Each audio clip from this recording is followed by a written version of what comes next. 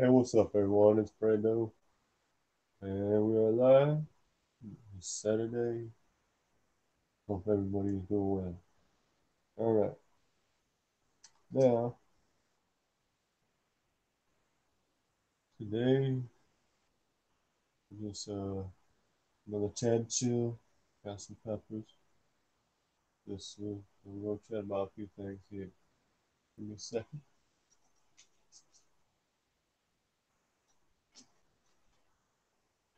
All right.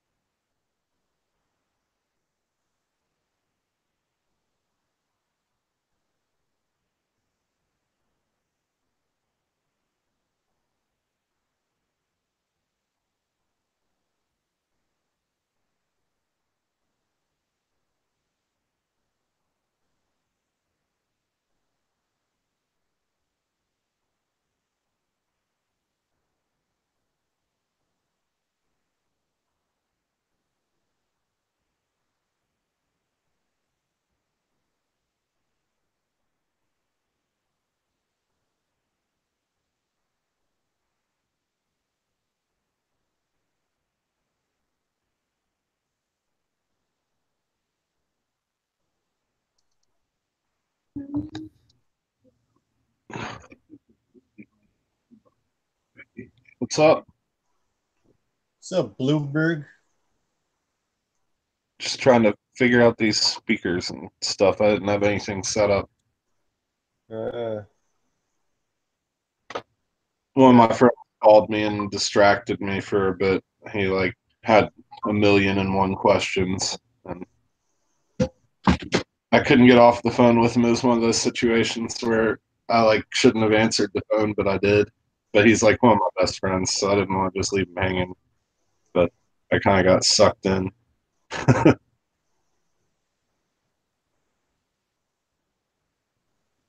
yeah. But what's going on? Not a whole lot. Just getting things set up. Cool.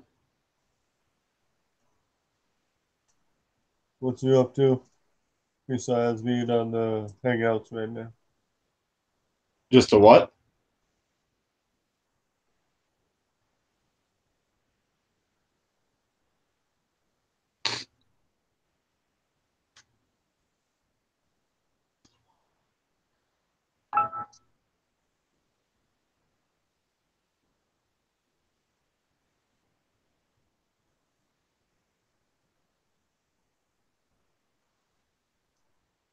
What's up, Chris? What's up, Charles? What's up, Rocky?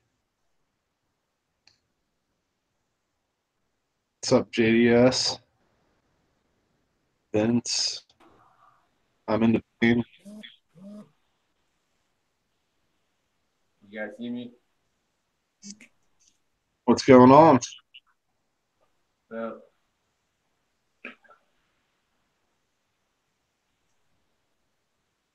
What's up? What's up? Brendo?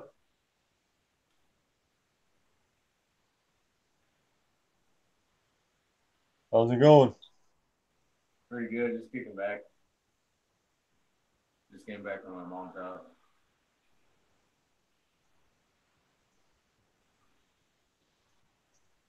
What are you guys up to? Just hanging out. Just ate dinner not long ago and just kind of relaxing. Yeah.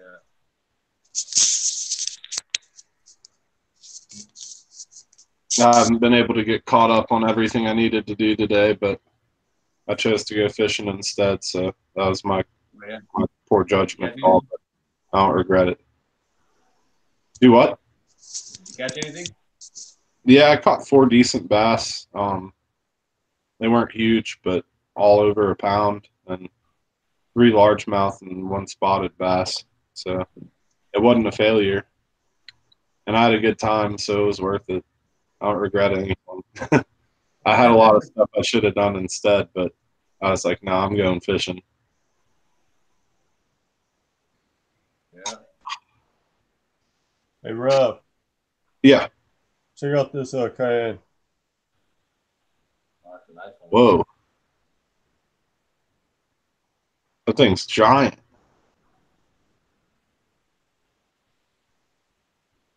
My cayenne plant, the pods are like a tail, like a pig's tail. Most of them are like that.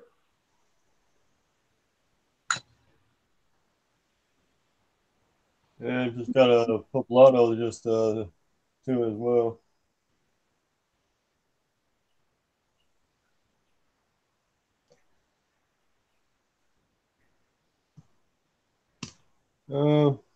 Yeah.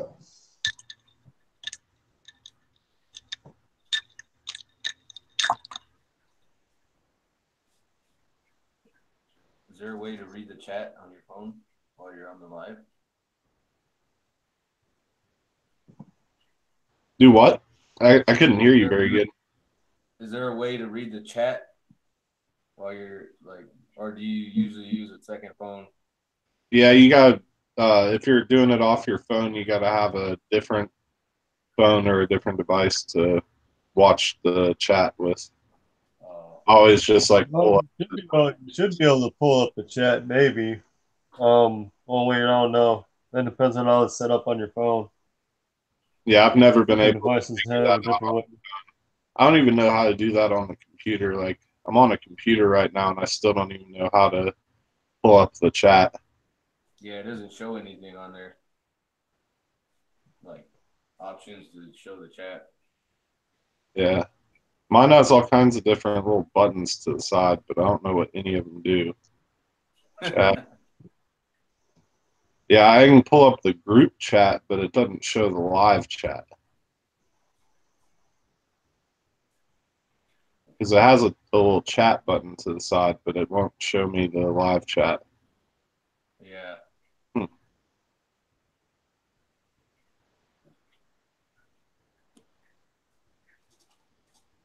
Yep. Oh yeah. I don't know if BD's going to be joining or not. I haven't heard from him. So,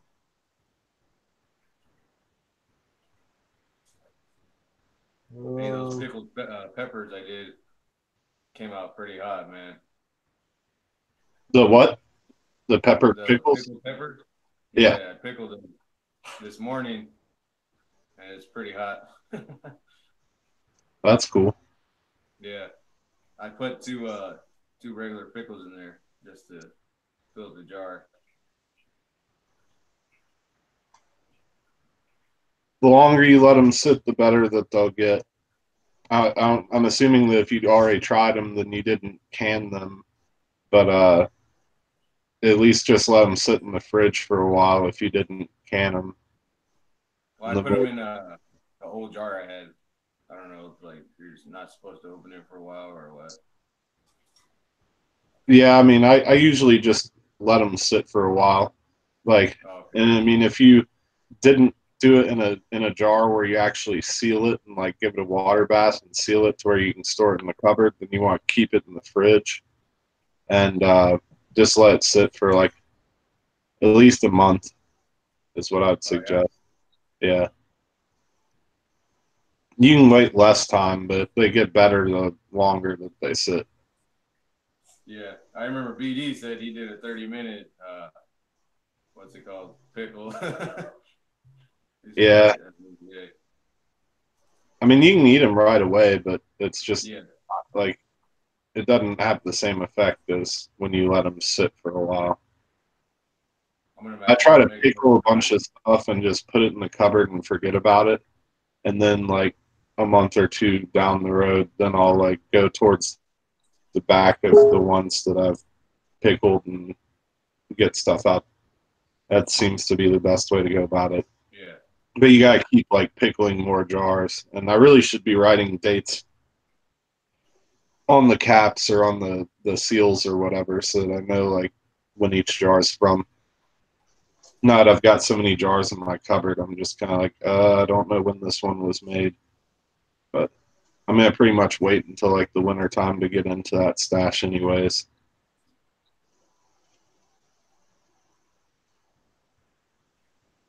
So BD's gonna join. I don't know. I seen his name on the chat, or whatever it is, the Hangouts.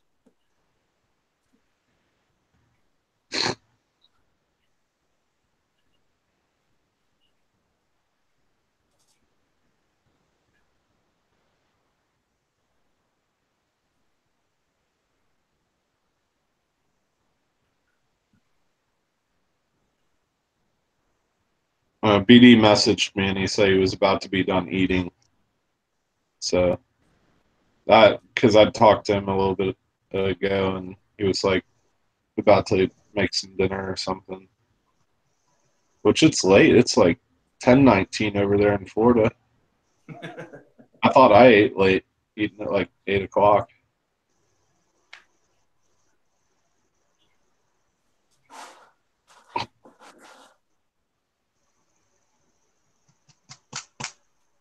What you got there? Chocolate PM? Yeah. Awesome. I forgot who I got these from. I think I got them from Batman. Oh no, I think I got this from Charles. Yeah, Charles and Batman.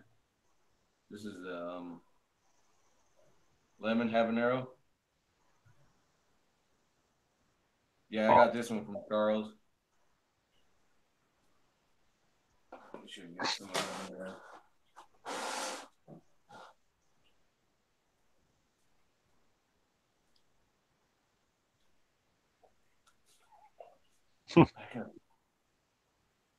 The Hallows Eve. Yeah. My King Star, the Starburst ones, they're not growing this fast. I don't know what's going on. Some of the other ones are growing faster for some reason. Well, they'll take off eventually. That one was a slow starting plant, but whenever they finally get going, they get going good. Check out this one. This is the King Star Misery Sweet. It has black foliage. I don't know if that's normal. Is that normal? That's normal from what I've heard. Charles was saying that he had that, and I have one Misery Sweet which hadn't really done anything, and I haven't had any of the darker foliage on it. But from what I've heard from other people, that's a typical trait of that one. Okay, yeah, I was getting worried that maybe seed got, stuck in the fucking soil because I reused it. So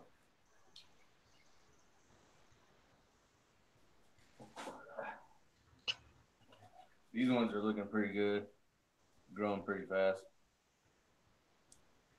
So do you get an actual winter there, or is it? Yeah, for like about 2 months it gets pretty cold, but nothing like crazy.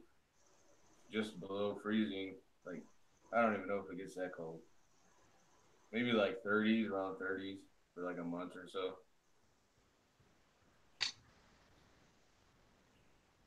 So yeah, I plan on making a greenhouse this winter. That way I can keep most of my plants. That's cool. Yeah, that's why I have these going right now. These ones I have here, I'm gonna put these ones outside when they get a little bit more bigger, and then they'll be in the greenhouse that I make.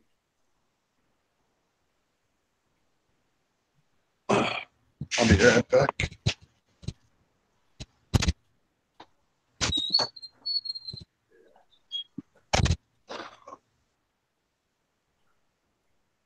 This one's a Hallows Eve.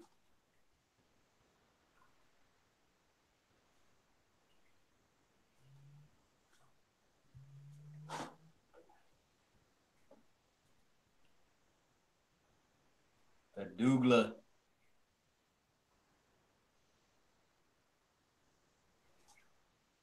Douglas XBT.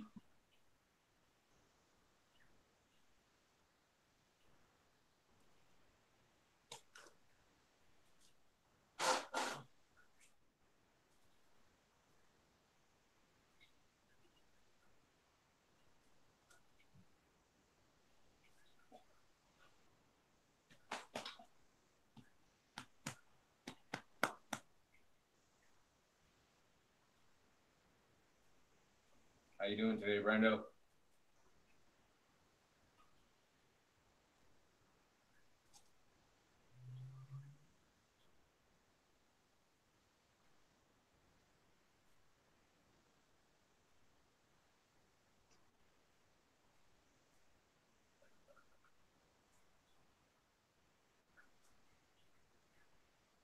What is that one?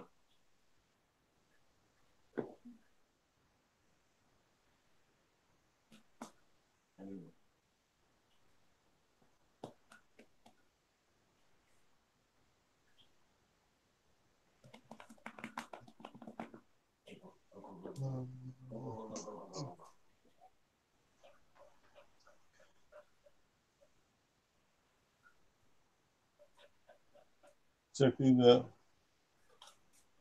Oh, those are nice.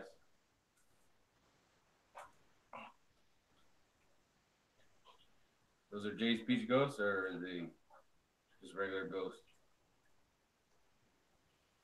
These are Peach Ghost Scorpions. Nice.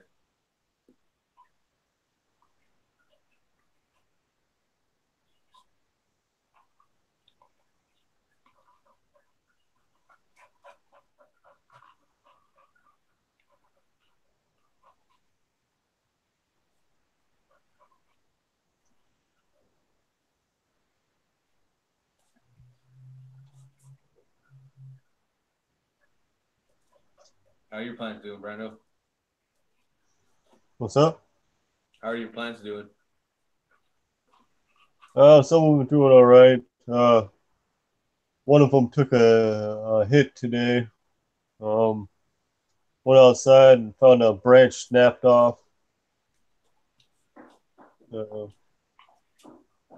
which Yeah, one of sucks. my I mean, it had like a whole mess of pods on it that already had turning red, turning the color they should. And it's like dang near half the plant's worth of pods on there. yeah. But it's all right Yeah, though. one of my plants is dying. I don't know what's going on with it. It's like all droopy and stuff. I don't Oh, know. yeah, Yeah, maybe overwatered it or something. I don't know. yeah. That sucks when that happens. I had a couple plants that has happened to this year. It's like, oh man. It's like, of course, it's a branch that breaks off that has a lot of pods on it. So, Yeah. Sit, sit, sit, sit down. Sit down. Hey, sit down. Right there.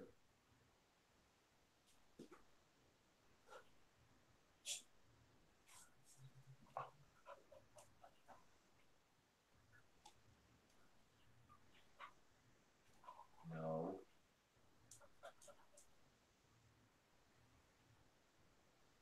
Yeah, I got some of those in a box I purchased. yeah. Yeah, they're around the same size.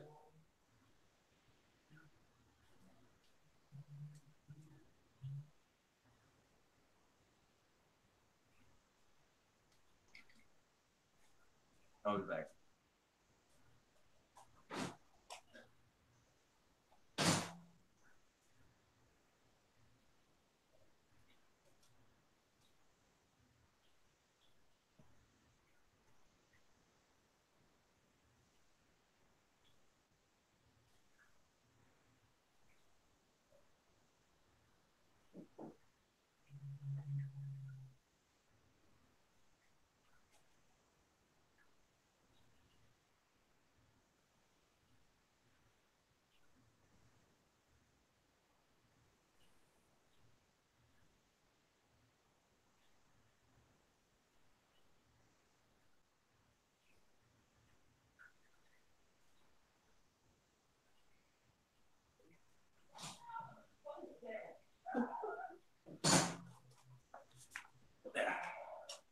Back.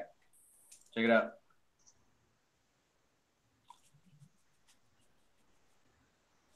Nice. Yeah, this is the one I got in the box.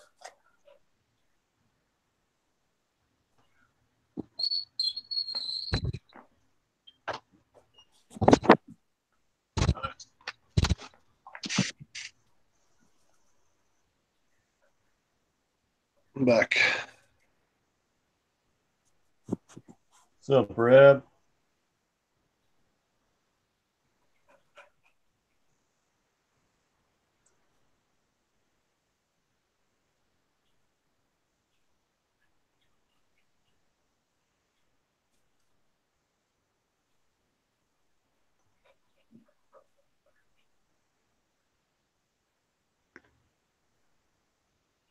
Those are some nice Peach Ghost Scorpions you got.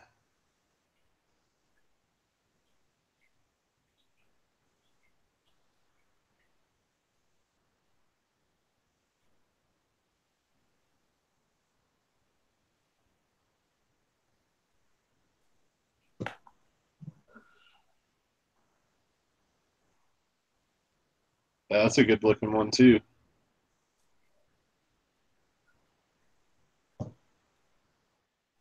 Oh, hey, Rob, check these out. I got like several different Tito types of my Funky Mutant Yellow coming out. You gonna eat part of that one? Yeah, I made a little piece.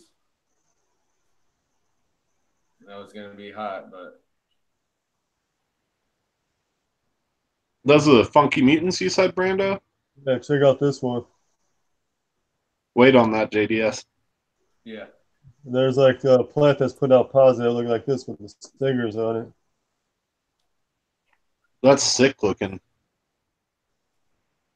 And there's something like that. And then there's a plant that's doing ones like this.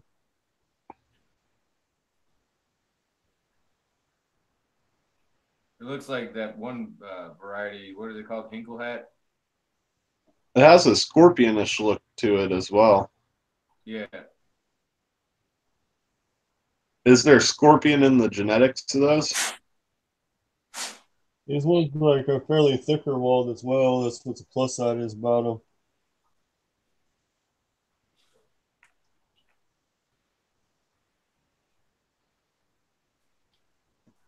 Hello to everyone in the chat.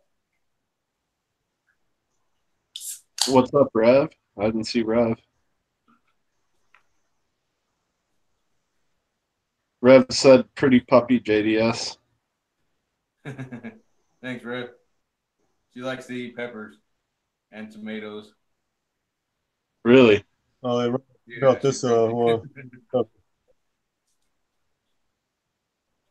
that one of those funky hops? Yeah.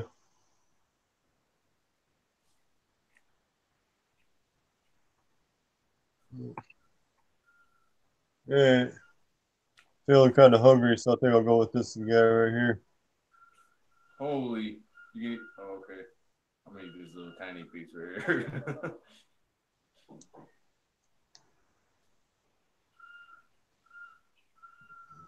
Second here. That piece will still be hot. Oh, I know. I already got my drink right here. So probably won't help, but still.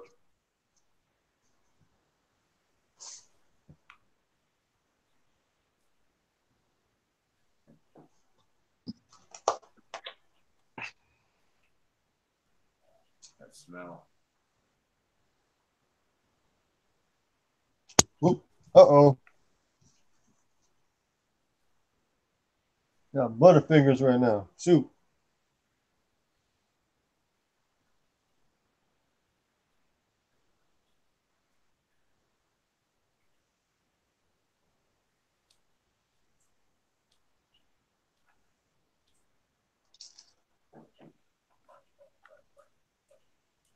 Sit. Sit. Sit down. Actually, sit down. Right. You want to eat this? She wants to eat it. Telling you, she's crazy. It'll legit eat peppers? Huh? It'll Yeah, actually. she will. She will eat it. I don't want to give her this one. She usually eats the super chilies that I have and the ahi mangoes. She eats those ones like crazy. Dang. Yeah. She likes to eat plants too, so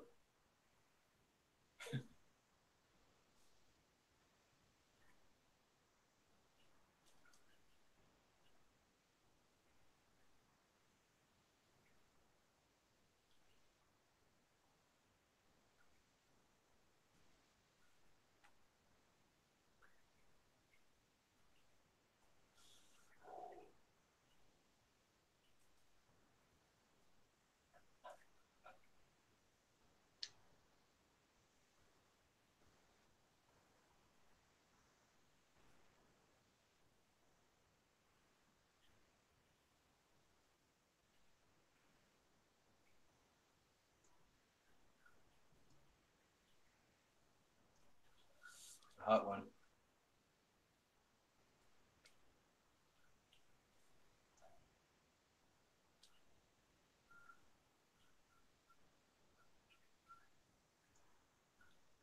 Has good flavor though.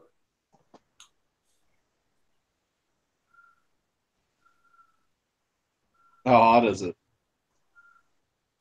Uh it's burning the top of my mouth, but it's not like I don't know.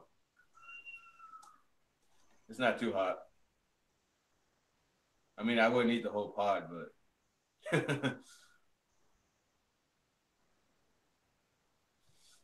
are you growing J Speed Go Scorpion, Rob? Yeah. Yeah.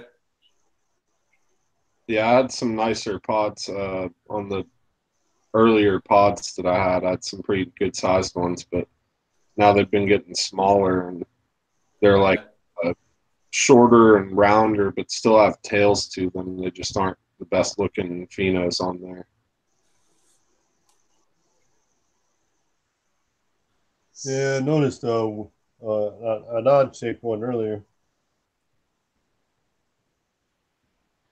I've even had a couple on my plant that were just round, that didn't have like any tail to them. They were short and kind of stubby.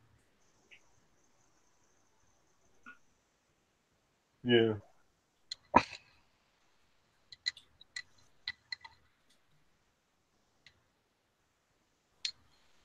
So how That's a was? good pod. What's up? I said, how was that? Um, well, with the Peach Ghost Scorpions, for some reason those ones are just like at first when I first got started eating them, I didn't care for them, but then after I tried enough of them, the flavor just comes out in it on them really well. Um, it's pretty hot. Um, more localized on the tongue from you now. Um, Yeah, my tongue's on fire. um, I mean, I can feel it on my gums and whatnot, but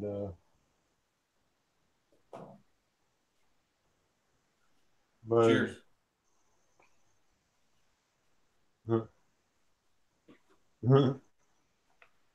Yeah, I like those for that reason. I like that they stay more on the tongue and in the mouth. I don't typically like the ones that tend to creep back in your throat. I'm not into that. Um, I do appreciate certain varieties that do that, but I don't go for that as something that I look after. Like, I'd rather have something that stays more localized in the mouth and on the tongue. That's just my preference. yeah, a lot of hotter varieties nowadays. They just attack like right around your airway and whatnot. Yeah, I don't like that. I don't like panicking and feeling like I'm not going to be able to breathe. Yeah, But the yeah, flavor of those peach ghost scorpions is really good. I do like that flavor a lot. Yeah, it has a good flavor.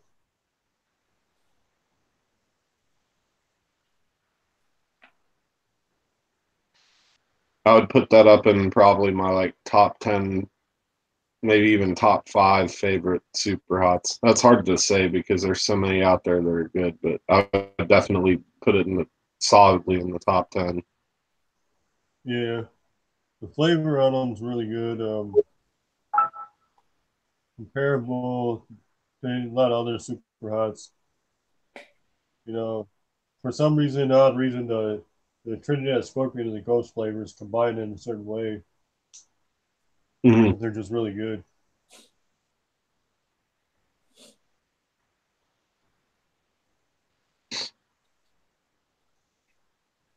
I And it think, doesn't really have a bad aftertaste either.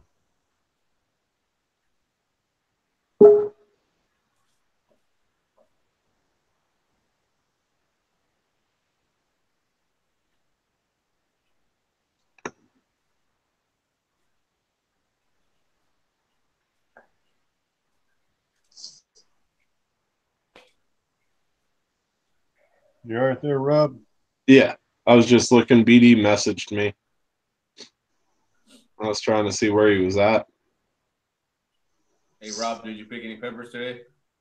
Not today, or I take that back. I picked like a handful of stuff. I just went around and walked around my garden and looked at my stuff, and there was a handful of different things that weren't quite ready yesterday that were ready today. So I just picked them, added them in with the trays of peppers that I've got in the kitchen, and I'm gonna probably do something with those either tomorrow or Monday. I haven't decided on when I'm gonna do that, but I'm gonna get the dehydrators going again, try and get those dried, and I'm probably gonna take a good chunk of them and freeze them for hot sauce. Yeah. I've got a couple big gallon bags of pods in the freezer already, but I've been dehydrating most of them and then pickling some of the rest.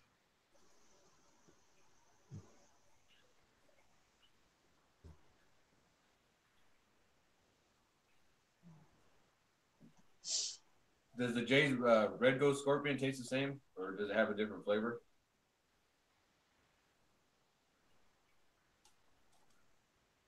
I haven't ever tried the Jay's Red Ghost Scorpion. No.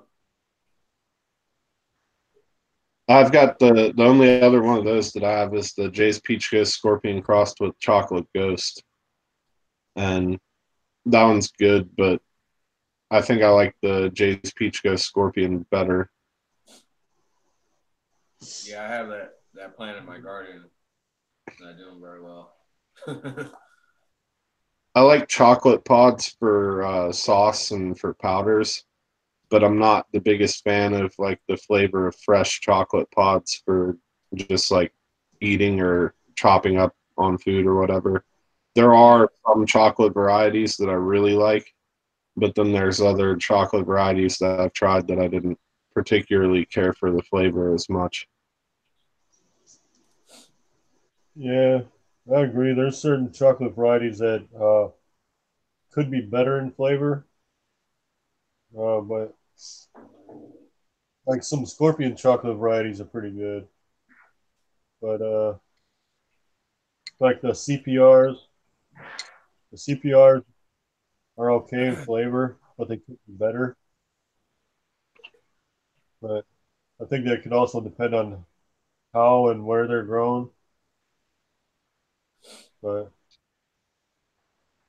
yeah, Chocolate Scotch bonnets and chocolate habaneros are both extremely good. Those are two of my favorite chocolate pods as far as just like if I was gonna have a chocolate pod that I used for like everyday use, it would be one of those two. yeah, chocolate Scotch bonnet's pretty good flavor. Um, habaneros are pretty good too. They're the chocolate ones. Yeah, I have a chocolate ghost. It's about to flower, so hopefully I get some pods.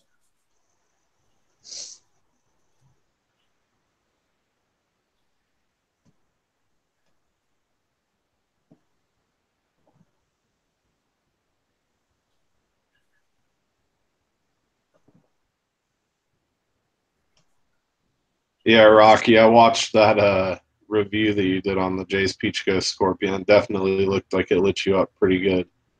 It looked like an angry pod. I wouldn't eat a whole half of one of those. I mean, maybe if I chopped it up on some food, that would be different. But as far as just like going out of pod, there's no way. Hey, Rob, check this one out. Hold on a second. Hey Rob, do you have any cracky plants, or do you just grow in soil?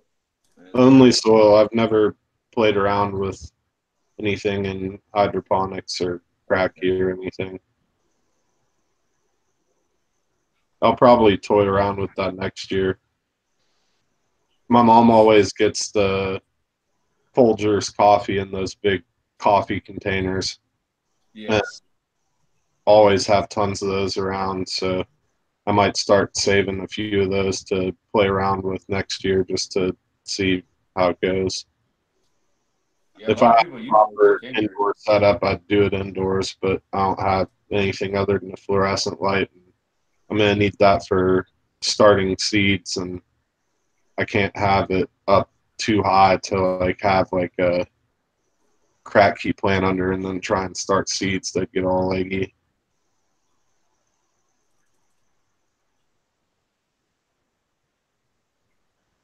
Hey, Rob, check this one out.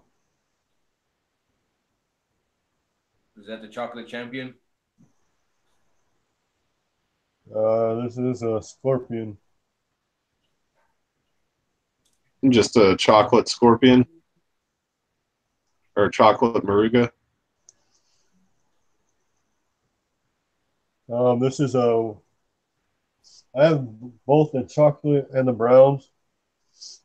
And then I have also the chocolate bush tea. Then I also have this one that's a chocolate Trinidad Scorpion cappuccino. It's a long name for it, but this one I believe is off one of the Moruga plants. Looks like an acorn. Yeah, it does kind of look like an acorn. Yeah, it's Yeah. kind of funky That's odd cool. shape.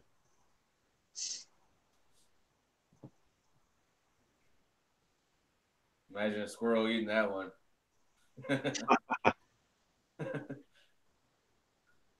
And here's another one. That one's got more of like a bonnet shape to it. Yeah. Yeah.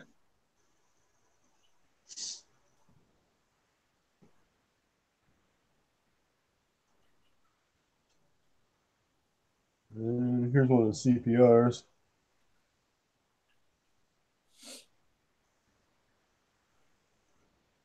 That one just looks scary. Yeah, they are rather dense for this little pod. They usually are pretty full of placenta.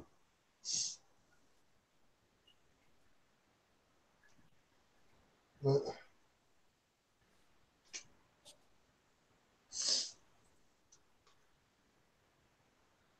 here's a Moruga.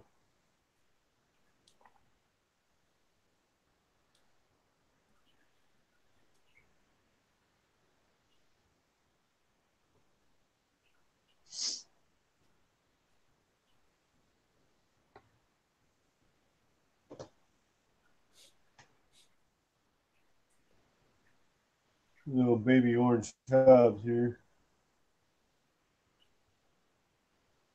That one has a nice shape to it. These ones actually for these ones actually got some decent heat for an orange tab.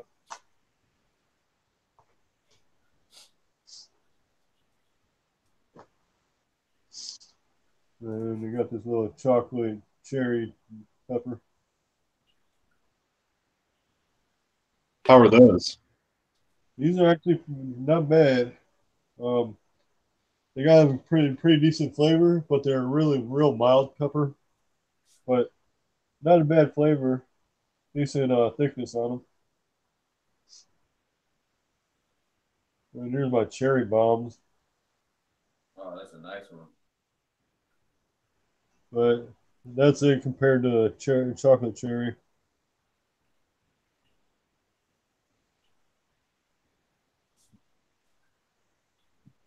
The cherry bombs actually have a nice heat that's easily comparable to like a spicy jalapeno.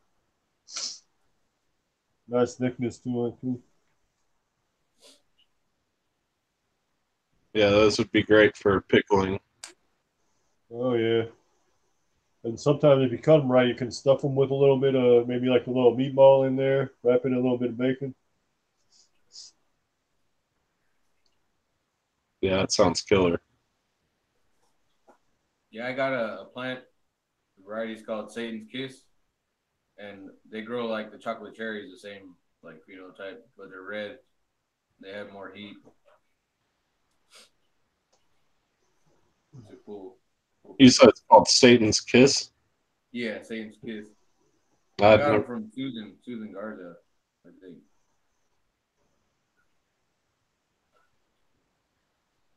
It's like the exact same look as a chocolate cherry, but they're red. They turn red. hmm. Yeah, I'll post some pictures later.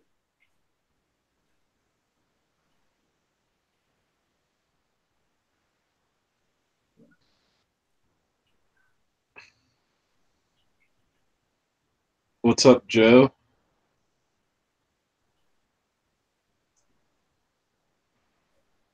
What's up, Johnny Law? Hey, Gary.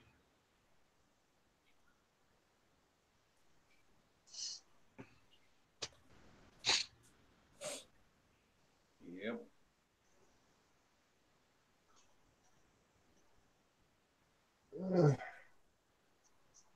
What's up, Kenny? What's going on, Kenny?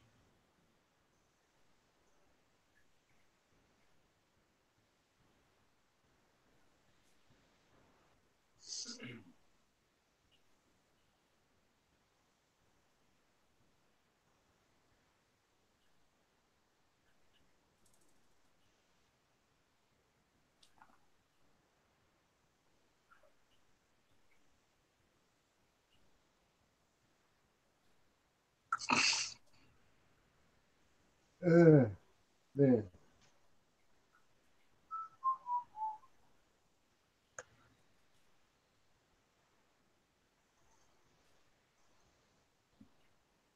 This is my Reaper plants. Those ones I sent you? No, these are from I think they're from Batman. I haven't planted the ones you sent me yet. I'll probably do that tomorrow. Those ones I sent you are like amazing genetic reapers, and they were really fresh, safe seeds, and they usually will pop. I mean, probably 4 or 5 days, and you should have those Yeah. pop up, which is pretty quick for reapers. Yeah, those ones, the ones that I have right there, they took like about a month to come up, Yeah, mine and they will. came up off the side of the cup. Yeah. I don't know. Yeah, Mine, I've definitely seen that happen with reapers. Take like a good 30 days to pop up. Yeah, yeah, I sent some of my reaper seeds to Dave, grown at home in West Virginia, and he made a video earlier in the season when he was sprouting all his stuff, and he was like complimenting how fast those things came up, and he said like 4 or 5 days, and he had like a bunch of them up, and he was like shocked by that. And then he's posted some pictures of some killer reapers in the PLC, and I asked him if the reapers that he had in his post were from the seeds that I'd given him, and he said that they were, and he had some like really nice looking ones. oh They yeah, seem to be pretty consistent and throw out a lot of nice shapes. Not everyone's going to have a nice stinger on it, but a lot of them do, and they're they're just good stable genetics on those. I've seen a lot of reapers that kind of go back and forth, and I see a lot of people post pictures of reapers that are questionably reapers. I mean, not that they are not necessarily reapers, but they just don't look like it. And I always see like people post pictures of like where they'll buy like a box of peppers from the store and it'll say Carolina Reapers, and they like don't even at all look like Reapers. Yeah. There's a lot of quality genetics out there going around as far as the Reapers go.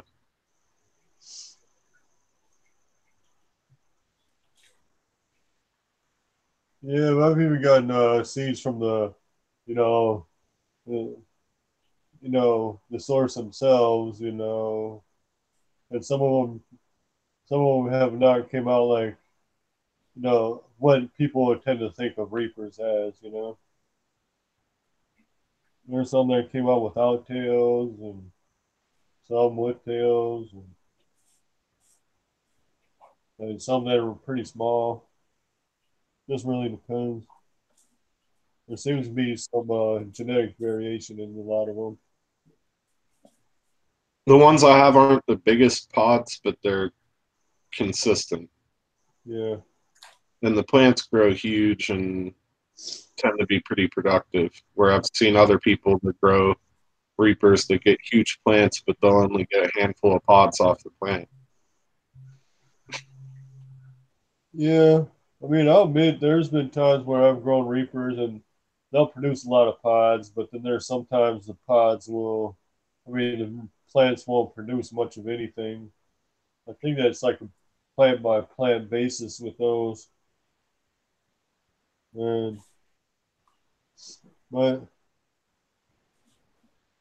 for the most part, those can tend to be, good for putting out some nice, nice peppers that can put out some good heat. You know. How was the heat on those ones that you ate from me in comparison to other Reapers that you've eaten? Because you've tried so many different ones. I'm just curious to see what you think about that, like flavor and heat wise, in comparison to some of the other ones you've tried.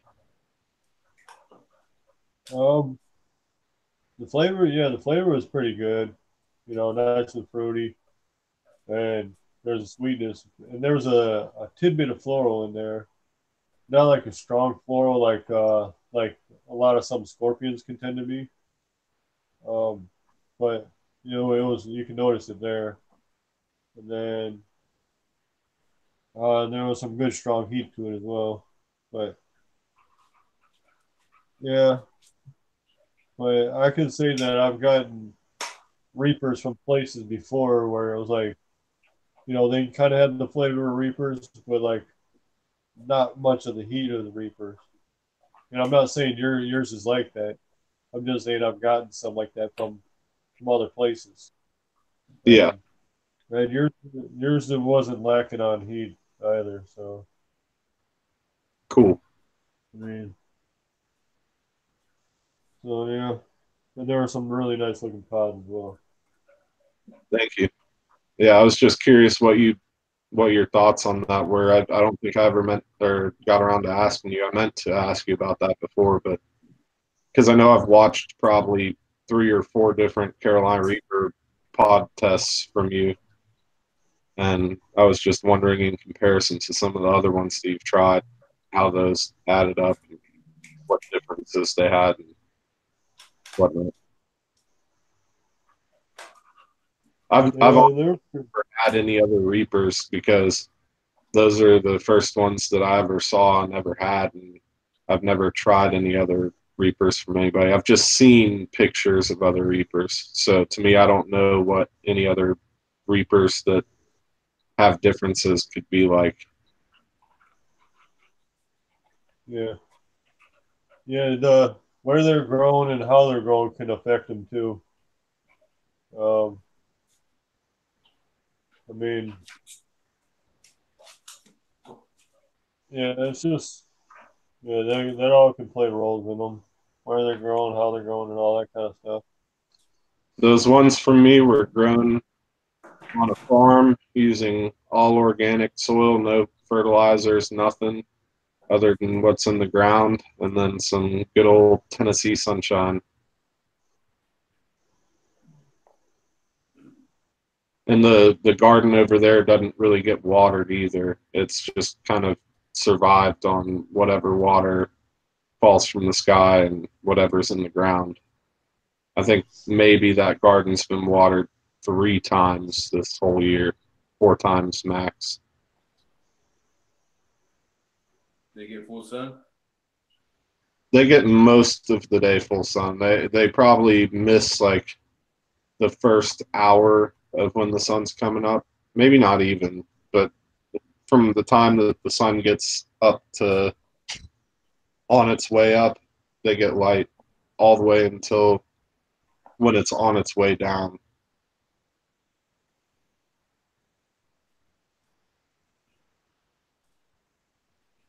How do the Reapers compare to the Primos in flavor? Is there like a certain different flavor that they give off?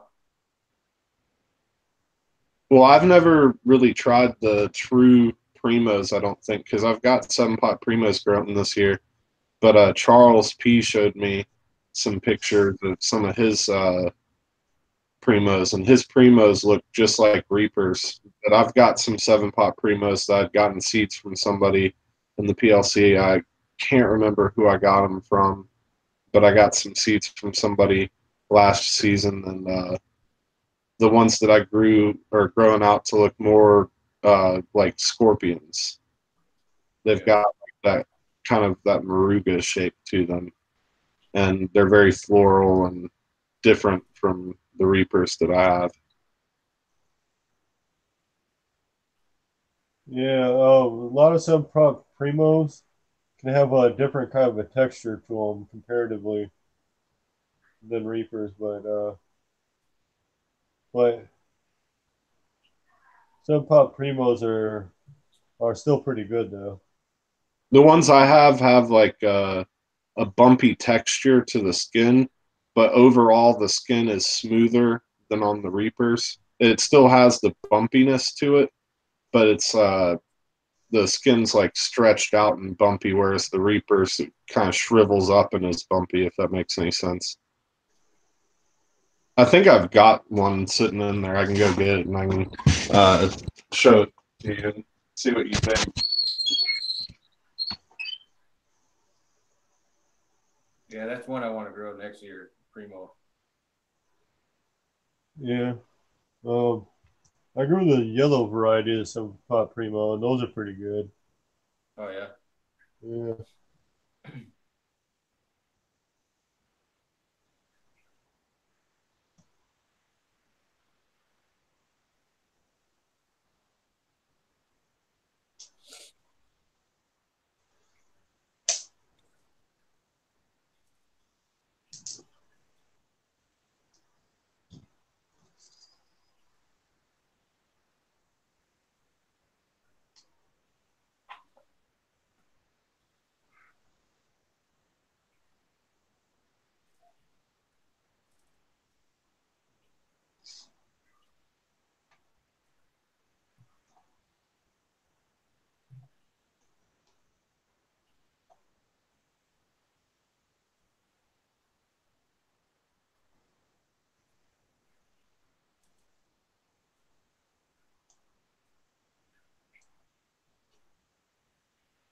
Pepsin. I don't know what Pepsin is.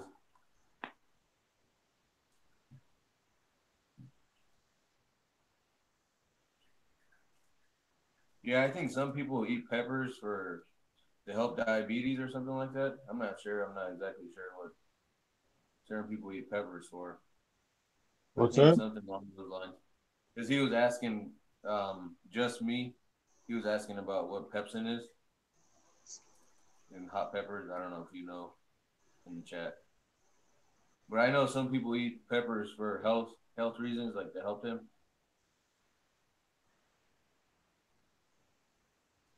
Yeah, it's something along those lines. I'm not exactly sure. So,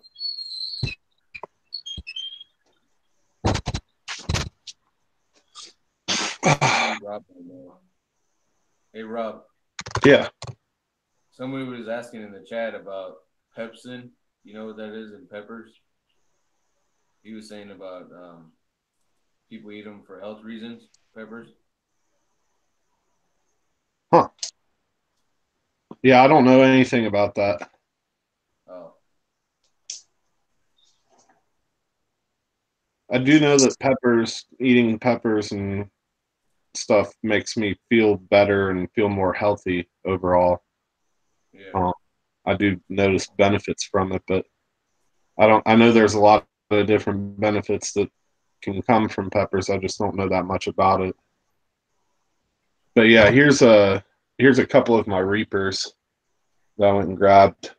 Um, and this is a pretty consistent shape that I get, and sometimes the tail won't really stick out, and sometimes they'll be a lot better. This one's a little bit nicer than that other one, but as far as the texture on the outside, that's very consistent to how all mine look, and then the bottoms all pretty much have that same look to them. And then this is the 7-pot primos that I have, and they've got more of that like I was saying, it's almost more of like a scorpion look to them. Yeah.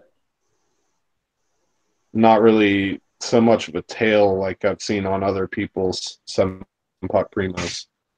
So I don't know that these are actually 7-pot primos, but here's one like in comparison to the Reaper. You can see like it has that bumpy skin, but the Reaper is more like wrinkled up. The 7-pot Primo is more of a smooth skin overall. It still has the same bumpiness, but it doesn't have the same wrinkles as the Reapers do.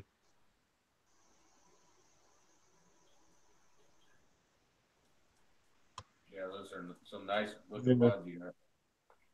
Thanks. Yeah, they are looking. They do look real nice. So, Brando, from your experience, do you think that this is a 7-pot Primo, or would you say that this is either a cross or not true genetics?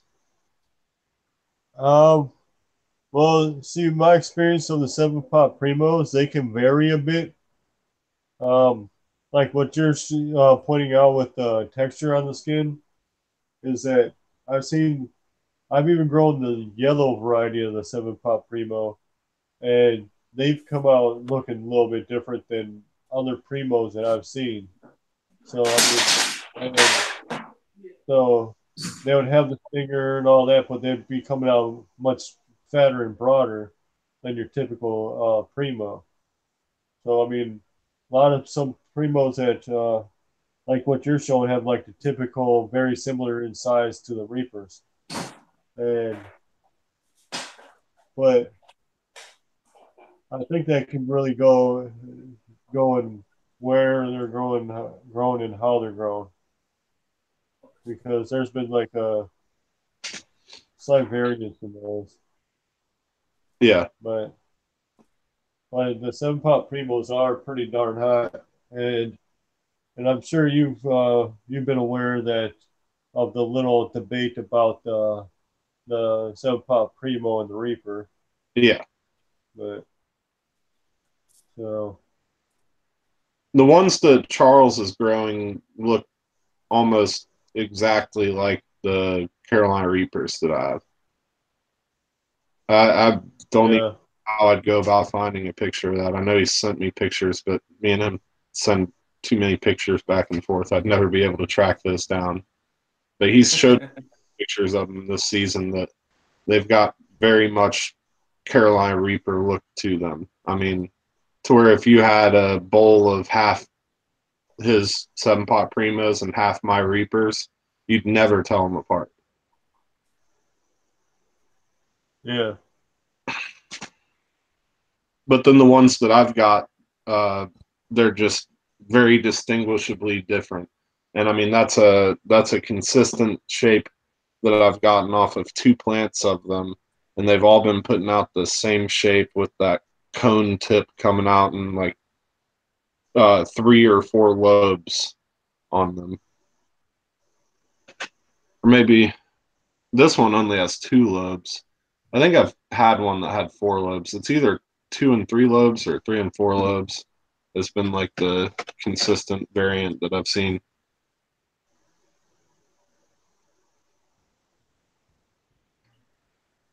yeah. Hey Rob, Rev Yeah. said they have cute little tails. Huh? Rev said those pods have cute little tails.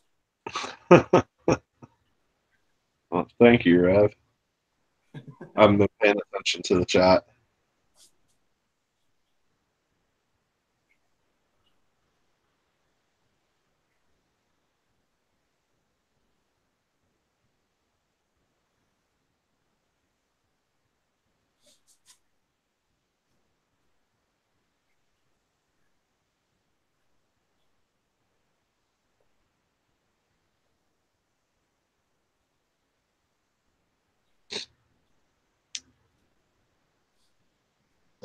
You gonna try any pods tonight, Rob? Yeah, I see somebody saying about thinking about making a reaper and water spray to keep deer away. That's Yeah. not a bad idea. Well, it's not a bad idea, but if you're using a powder or something like that, then that can be a little difficult if you're going to use it in a spray. Because if you got a spray bottle, sometimes the powder will get clogged up in the sprayer part, because it'll chunk up there. But not unless you let like some fresh pods or something kind of soak in the water, I'll, or even some flakes soak in water for a while, or I'll, even if you get a little extract and then mix it in with the water. yeah, I was gonna say get like some Everclear or like some sort of pure grain alcohol. I mean, you're not going to be drinking it, so you could even, I guess, use rubbing alcohol and get like high percentage rubbing alcohol, and then soak some reapers in that, and then you could dilute that with water and spray it, and that would probably work really well. Yeah.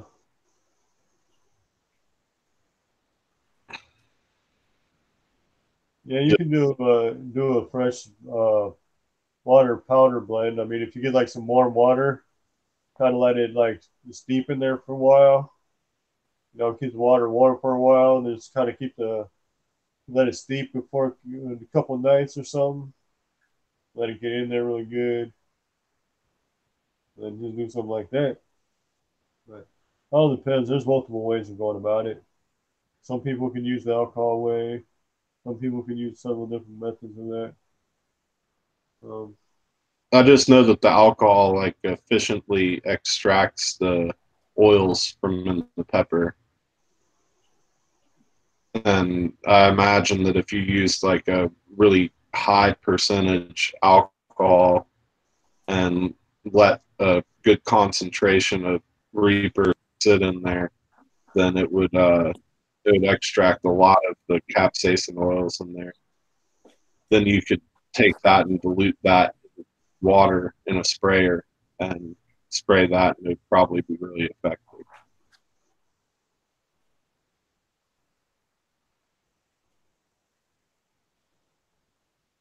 I've used pepper powder to deter squirrels before. Um, this year, when I had squirrels that were digging in my planters. They didn't mess with any of the in-ground plants, which they never do, but squirrels and chipmunks, for some reason, just love digging in planters. oh yeah, it's like yeah, I've seen that. Um, but the weirdest thing is about some of the squirrels over this way. Um, they'd be to the point like even if I did put some ultra hot powder down, for some reason that wouldn't stop them. That's the weirdest thing is. It's like I don't know if they were just built up a tolerance or what it was, but some still do that, man. I'll come out within a couple days after I did it, and next thing I know, there'd be a big old hole dug straight to the bottom of the planter. Like the squirrel got mad at me and just like, that's the way it said F you to me. It was like, man. Man, I I'm just glad used some like different chili powders and stuff. Nothing. I didn't want to waste any of my super hot powders on that, but I used like some. I think like Ring of Fire and some other different chili powders that were mixed together, and Yeah, that seemed to be pretty effective. I was kind of angry that I had to use the powder for that, but I was also more angry that the squirrels were digging and stuff, and I didn't have too many planters that were affected by it, so I just uh, took a spoon and sprinkled it pretty generously all over the top of the soil and like the four planters that it was bothering, and it Yeah, seemed like right now I didn't have any issues. yeah, I get you on that. I mean, it's just for some reason the squirrels around here just I don't know if they were doing that on purpose just to mess with me. Like first squirrel probably tried to start digging, and then he got the brunt of it. Then he sent one of his buddies in to do the rest of the digging or something. Battery But was real smart, and he sent one of his buddies in first to yeah, clear off powder. yeah, because I did put some fairly hot powder. It wasn't my hottest mix, but I just had some extra ones of these ones that were pretty spicy, and I put some of it down. And then within a few days, I'd come back and look and be like, "What the hell?" They did it so much to the point, like there were like some of these one flowers that I had put up for my mom and some of these planters. And I come back and like literally the whole flower was like just dug right out and just tossed off to the side. There's just a big hole. I was like, you little. It's like that's his way of like give me the bird or something like that. It's like man. Yeah, I had the same problem in the planter with the dwarf marigolds that I planted for my mom this year. They kept digging in there and ripping up plants, and I'd go back and I'd replant them, and they'd go and dig them right back up again. And it was like they'd do it as soon as I filled in the holes and patted it down. I'd go inside and I'd come back like an hour later and they'd be dug back up. Yeah. And I had a bunch of these weird sprouts sprouting up in a couple of my planters where I swear that I think that they were trying to like grow things in my planters. They were like bringing seeds in from somewhere, and I think that they were burying them in there to like grow these like microgreens for themselves. But they were like not micro, they were like big sprouts, and they would come up in like clusters of like 50 or more. I mean, it was insane how like densely clustered these sprouts were coming up, and they were big, thick white stalks with these big, meaty green leaves, and they'd come and they'd eat that stuff down when it sprouted up. But I swear that they were the ones that put the seeds there. I have no idea how there was any other way that stuff got in those planters. Yeah. Um, yeah, but so far, I don't really want to jinx myself by saying this, so I won't say it because I don't want to, say it and all of a sudden come out like the next week and not do something. But but this year I've had like a family of rabbits chilling around my garden. They've been fairly decent, helping with the weeds and whatnot. So, so yeah. Yeah, I've got a rabbit that's been chilling by my front garden every single day in the evening. And today I went out there and I saw it a couple times, and it'll just be hanging right around my plants, and it doesn't seem to mess with my plants, but it's always hanging around out there. Which my front garden is weeded. I kept it weeded earlier in the year to where there's not any weeds inside of the garden area, but there's grass and stuff along the edge that doesn't get mowed. So I guess it's in there just like helping keep that stuff trimmed. Yeah. Yeah. This year, with regards to the grass, there's been some patches of grass I've let kind of grow in around some of the plants, but that hasn't been a bad thing because some of those little spots of grass have been working as kind of ground cover to kind of help keep from the soil around a few of those plants from drying out. So so that's been a plus for those plants. But but for these other plants that I got pretty close together, the canopy of the up top of the plants have been working to kind of shade the ground a bit to keep that from getting so too much sun. So it kind of helps retain some moisture that way, so it doesn't drop as fast. But yeah,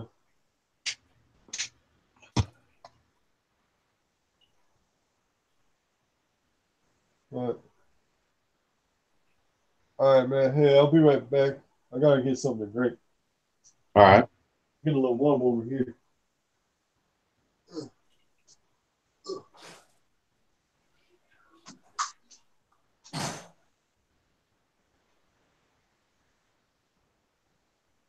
What's going on, everyone?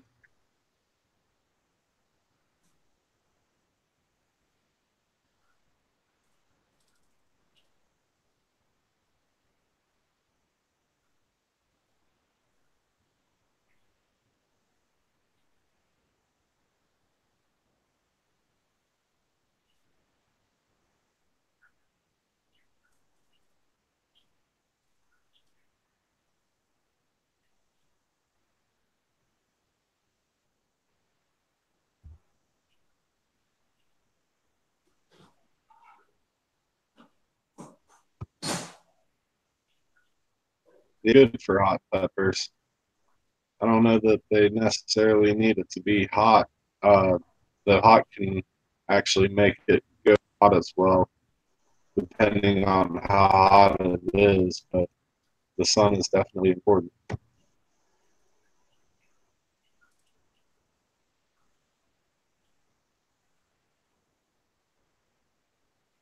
Bell peppers don't seem to do that great in my climate either. I've noticed that. I always have terrible luck growing bell peppers, and when I do get a decent plant, it doesn't produce near as big of peppers as I see other people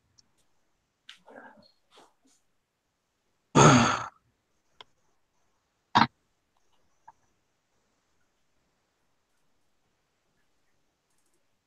What's up? What's that device you have on your head? This is my head. Oh yeah. Yeah. That pepper killed me.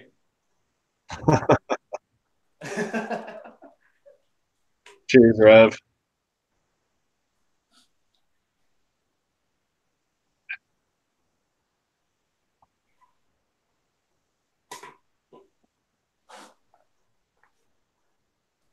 Hey, I actually got a bell pepper that's growing in my garden right now.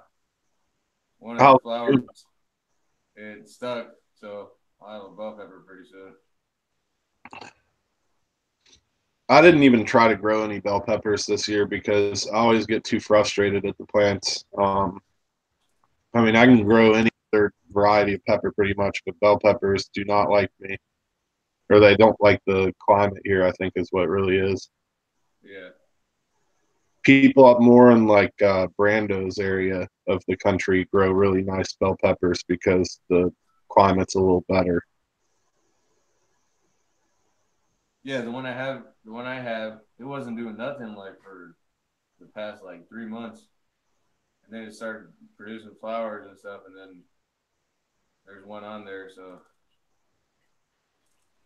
Last year, I think my biggest bell pepper was about this big, but like that big around, like a oh little yeah. itty bit, like the size of like a smaller apple. I was proud of that one too because I was like a decent sized bell for the ones that I normally grow. But I mean, I'll have them like start to turn red at like 2 inches by 2 inches. They just don't like me. Did you see those purple ones that JR posted the other day? Yeah, those were beautiful. Yeah, those are nice ones. Yeah, he lives like a couple blocks away from me. Oh, that's cool. You Yeah, ever meet up with them? yeah. We actually traded peppers like maybe like a few weeks ago. I gave him some of my pods I had, like the ahi varieties, and he gave me some dry pods and Trinidad Maruga Scorpion Red. Oh, that's cool.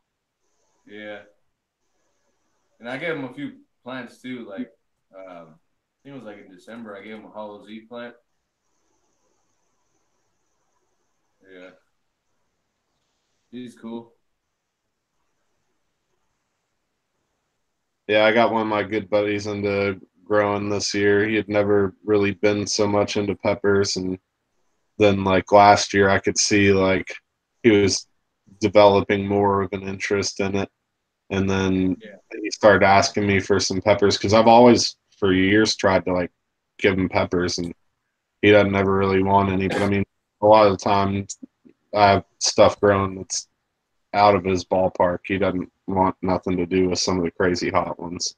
But last year I had some like more mild varieties and stuff, and I was sharing peppers with him, and him and his fiance were like making salsa and all kinds of stuff with some of the peppers I was giving him, and I piqued interest in it. And then this year he was like wanting some seeds from me, and I was trying to tell him how I would recommend to start them. And then I was like, you know what, I'll just like go ahead and start some for you, and I'll just give you like a little starter tray with like the Yeah. starts in there. And he took so long to ever meet up and get them that I ended up having to move them into cups, and I gave him just like nice, like ready to plant in the ground plants. And he's got a pretty nice little garden this year. He actually brought me back some peppers today that were some of the varieties that I had real bad leaf spot problems with some of my later starts, and so some of those just didn't make it or didn't do well. And he's got some really nice pods on some of them. He grew these Scotch bonnet squash that I'd gotten seeds from Nicola B. I think it's one of his crosses, and I forget exactly what it is, the genetics of it, but he told me. But it's a really cool yellow, like lemony yellow Scotch bonnet, and it's got like a flattened squash, one of those like uh, patty pan squash appearances. He also brought me a little Marupi Amarella that he grew, which I was disappointed that mine didn't do well. But he brought me a pretty nice looking Marupi Amarella, and then a Helix Nebula HJ5, which this one's badass. It looks like a Sherlock pipe. Yeah, that's a cool one. It's a pretty cool one. I've got one of those on plant outside. The pepper is like the size of the plant pot on there because that's how poorly that plant is done. And I kept pulling flowers, but the plant didn't ever want to do anything else. So I just let one of the flowers set, and it's got like a 10-inch pod on like a 10-inch plant. Yeah, I gave a plant to my boss, Yellow Reaper. He said it's been producing pods. I'm gonna get him to take a picture of it for me. The plants that you give away are the ones that you should have kept. Yeah, exactly. Because I gave my uncle a Chinese 5-color plant, and I Yeah, only got one pod off mine this year. And his plant, I just went there today. He has like 10 or 20 pods on there.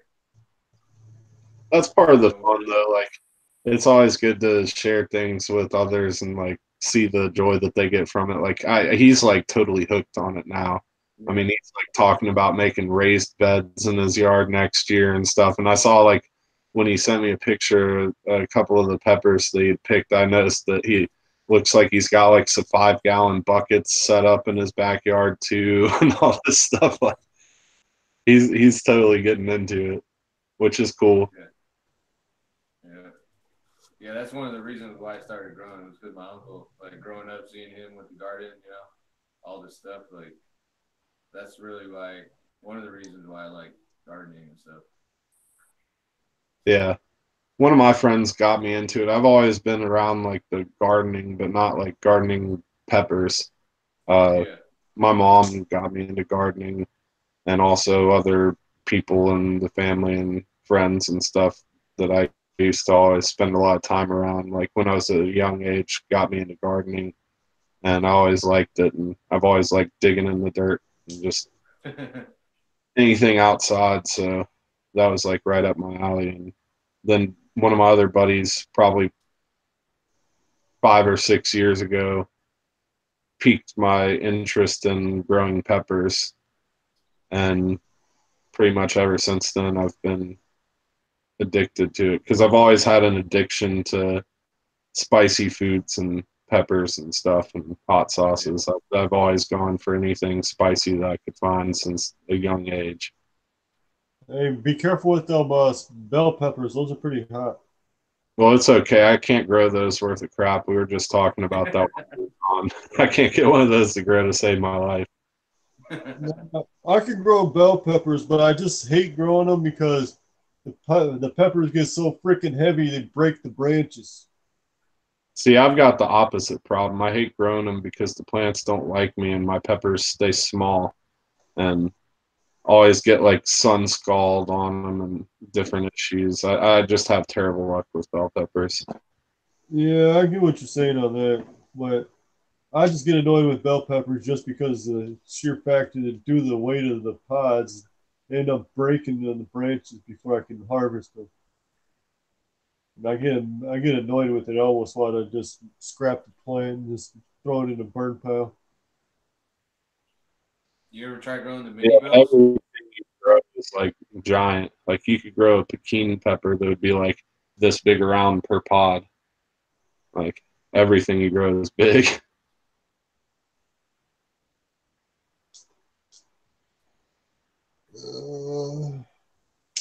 Oh, check out this pepper, man. Hold on a second.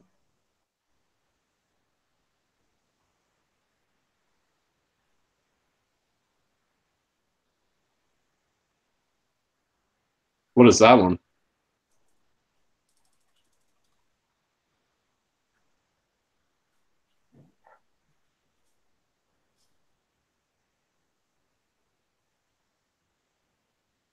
One second.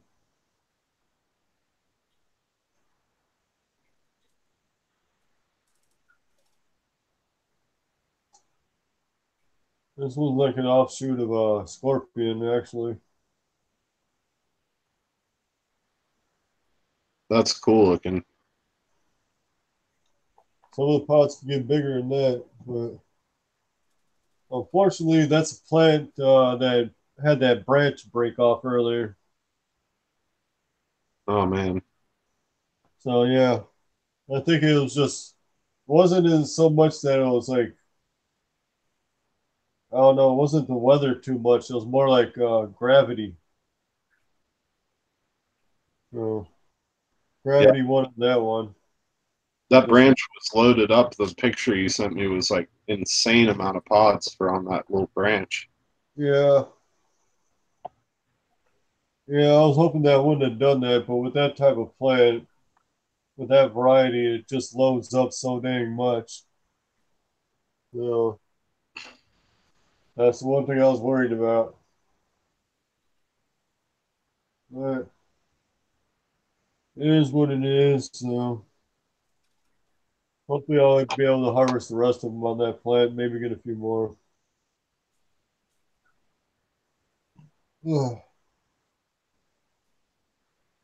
Oh, Rob, check this.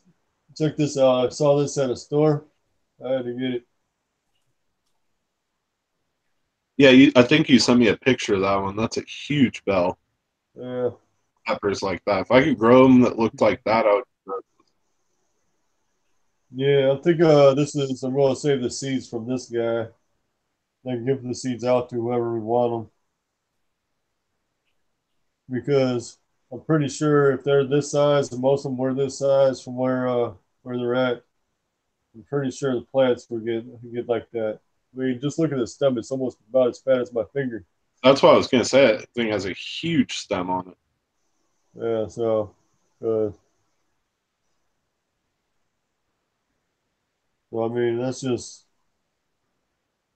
I mean, yeah, this would be a perfect candidate to use for growing. And there was another store that I saved seeds from an orange variety of a bell, and I germinated some, and those took off like crazy. The plant, nice plant structure on them. So yeah, I'll probably just give out the seeds to whoever wants them. It doesn't matter to me who wants them. So yeah, I've got some different bell seeds that I saved from some really nice ones from the store over the winter time, and I was gonna grow some this season, but I aborted that with the thought of all my past attempts to grow bell peppers and how poorly they turned out. I think yeah, I'll give it a shot next year just to try and see if I can have better results. yeah. But if you do, I would suggest support the plants as well as you can with those. Because be prepared for the branches to get weighed down. I wonder if growing them in a planter would be a good option. Actually, they do pretty well in planters. Just be sure it's a pretty good size planter, actually. Be sure that it's at least around Yeah, closer to 5 gallon, if not more. I did if I fell in a planter, then I would probably go 5 gallon or bigger. Yeah, because I mean, I'm just saying with that type of plant, with those structures on them, it'd probably be better to go with it. I mean, this year I'm experimenting around where I have a bell pepper plant and a Fresno pepper plant in the same planter. I mean, the plants seem to be doing pretty well at the moment, but the thing is, I have to water it frequently because they're both soaking up the water pretty fast. So, Yeah, but yeah, I've played around with a couple different mixed planters as well. I've got one planter that I've got like an orange tie, and then a couple of other. Uh, it's like a ornamental tie cross, and so got three plants that are they're spaced towards the edge of the planter in like yeah, a triangular pattern in the planter. And those have been doing good, but the one orange tie is just kind of taken over the planter, and the other ones have been growing as well.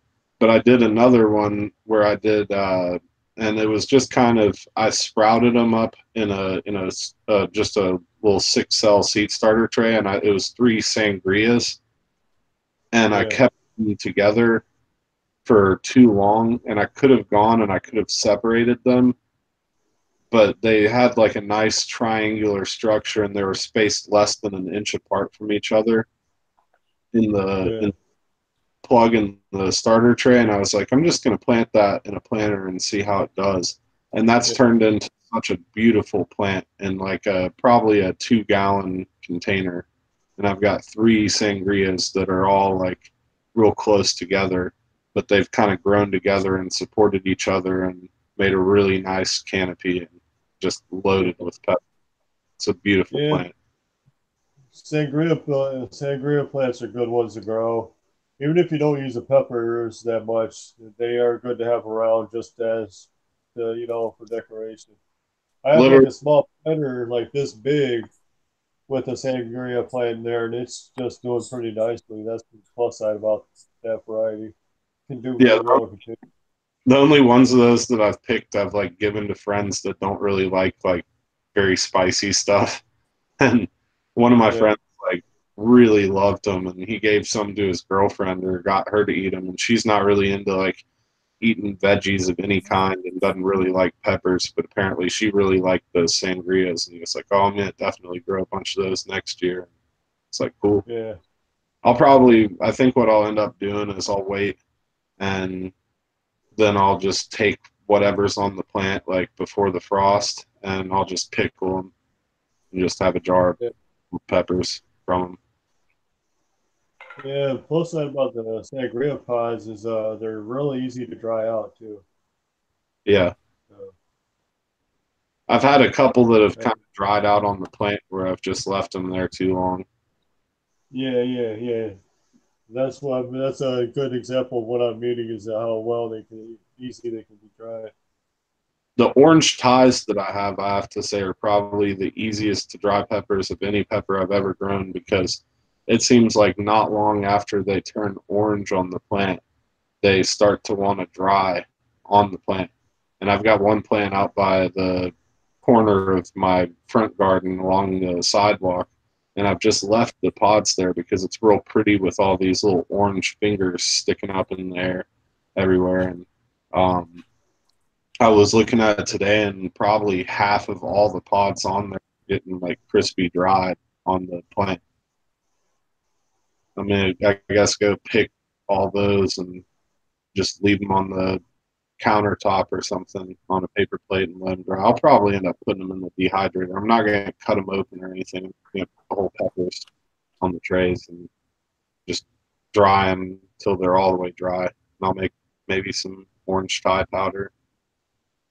Yeah. Do you have white ties? Yeah, I've got white ties. I've got the King Star white ties. Those are really good. I really enjoy those fresh for stage. Like right after the purple goes away, they're amazing for just chopping up fresh on food or snacking on or whatever, cooking with. She's outside, Rev.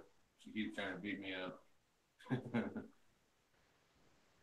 Rev was asking about the dog.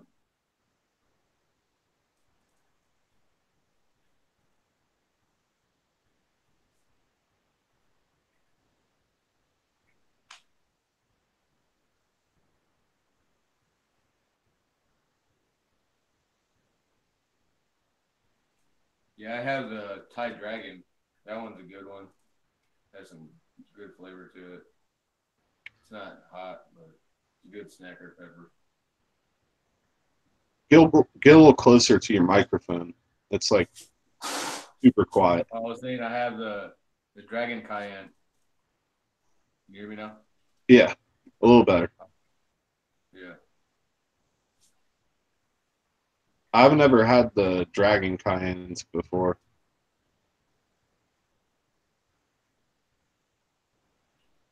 I guess What it's are just those like? not a Dragon Cayenne, a Thai Dragon. Sorry. Okay, I Thai haven't had Dragon. those either. I got confused. Yeah. They don't grow really big. Probably like that big. They turn red right away. So they go from green to red. There's no like in between color.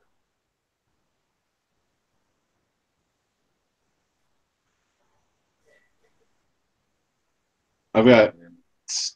I think I've got probably 4 or 5 different Thai varieties growing this year.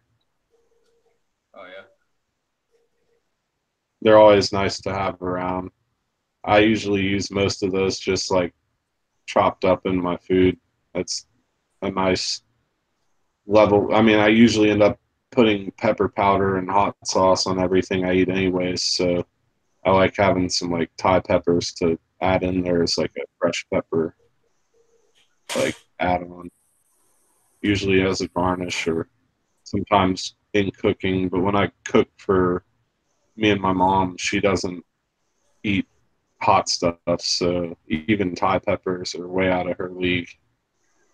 Can't do that. So usually I end up spicing up my food after it's been cooked. So I use a lot of peppers as fresh garnish, and that's why I like pepper powders so much because I can always take like pepper powder and sprinkle it on top of whatever I've cooked or mix it in with whatever. Yeah. They're more versatile. Yeah, I'm gonna try to make some this coming week, this coming weekend.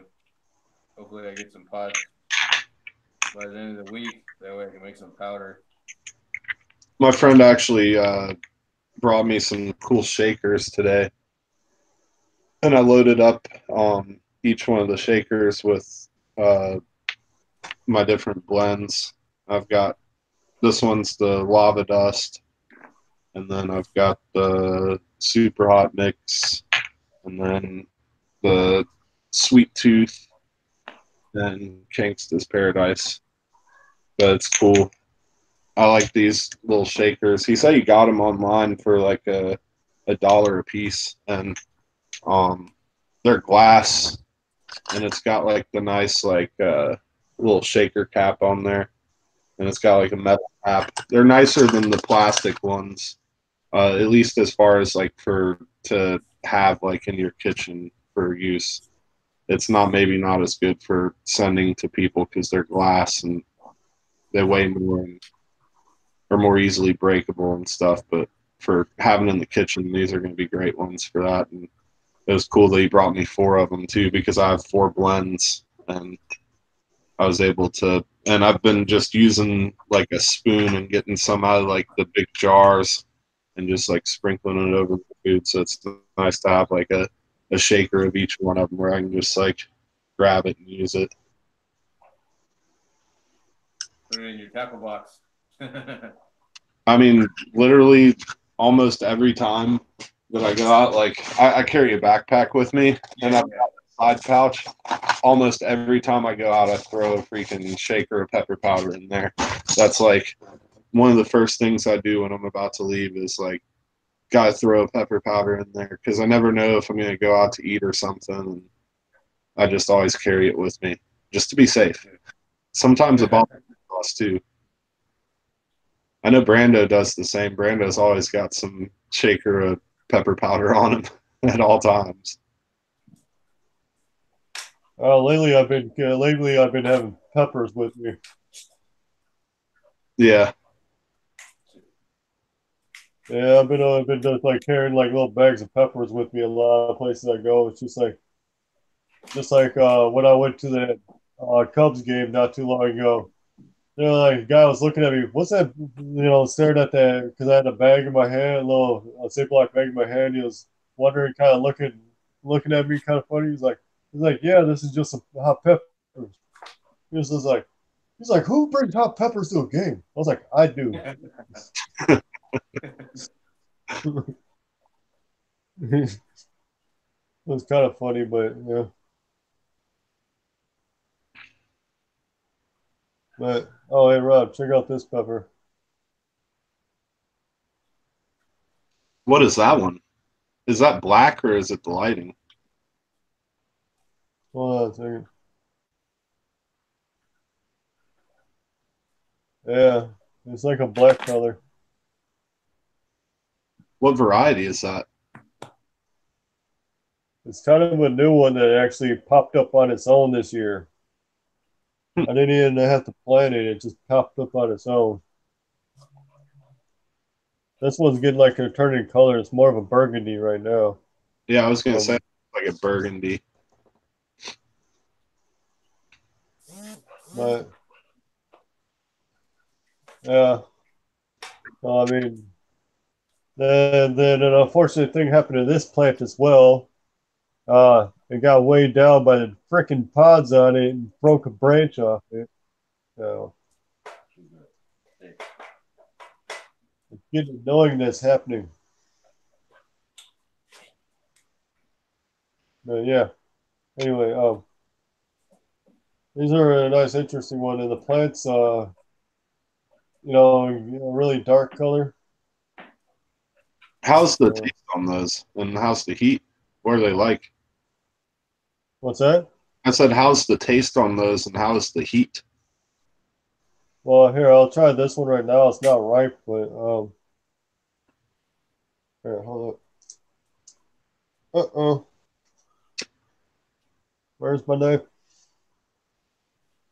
I don't want to lose that. Don't want to step on it. That's all right. Uh, shoot. I had it around here. Yeah, I'm There. curious to see what the inside of that looks like. I'm curious if it's green or if it's darker on the inside or white.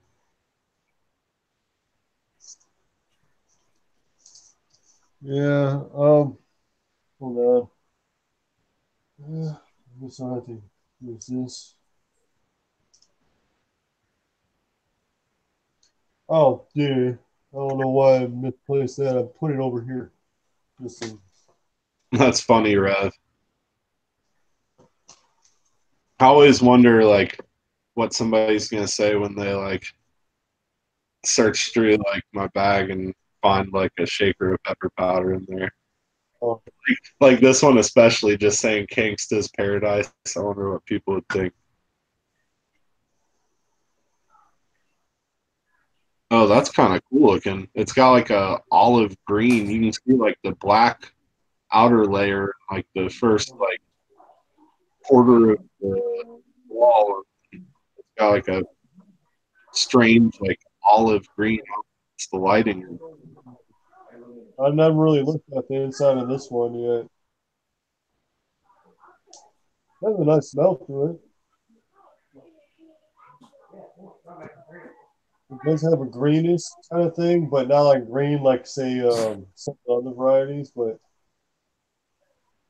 it's a nice smell. Wow.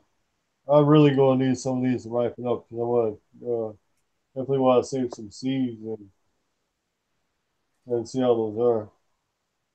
Because the entire plant's a really dark, well, nearly black color, kind of like the pod itself. Nice crunch. It's got some thickness, but not too thick.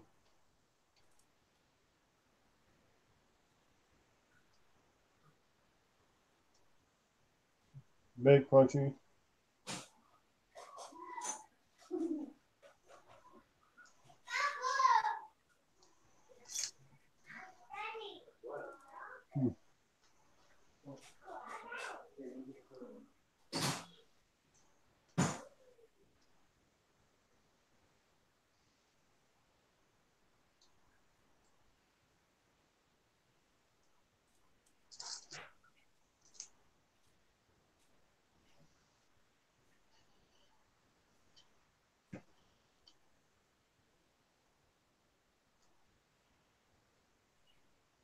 What is the taste similar to?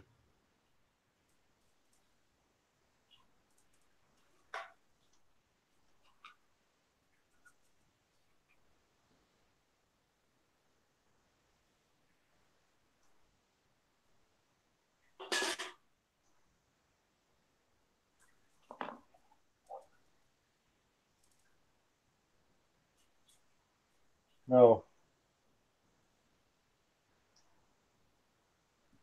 It's kind of got that earthy, not like an earthy, like in a chocolate kind of earthy, brown pot, but there is, even though it's still not ripe, there is a slight bit of sweetness in there. Um, and it does have some heat. I can feel a little bit at the back of the throat. It's not a high heat, but it's like a heat level that could be comparable to maybe around a little bit spicier of Serrano level. Hey guys, I gotta go. It was nice being on. I gotta go do some stuff right now. All All right. right. Okay. See you guys all later in the chat. Thanks for having me, Later, Brando. JDS. All right, man. Later. Have a good one. All right.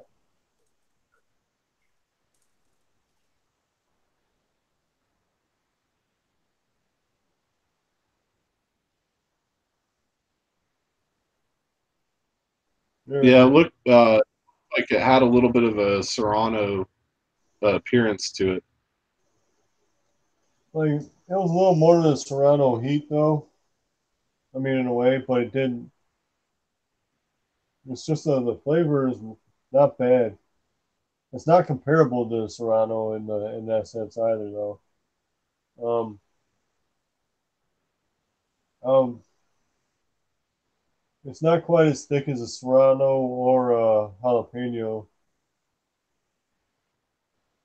but in that form, I can see like that being cut up in slices and put up on a sandwich or maybe a pizza.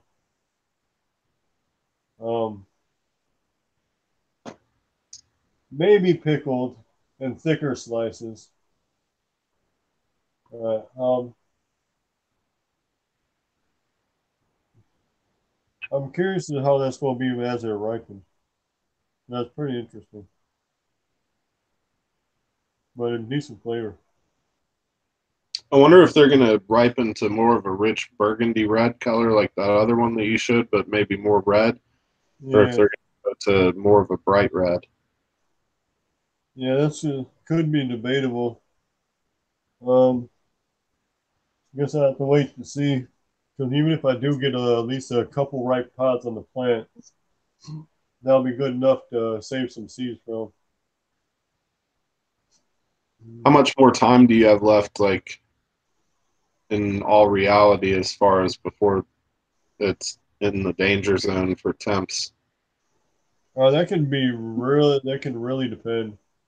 Um, I could probably have another 1 to 2 months or so. Well, yeah, more than a month actually. It can really, if the weather is fair enough, I could have it last until the end of October or so. But I should start picking a lot of my right pods off some of my plants.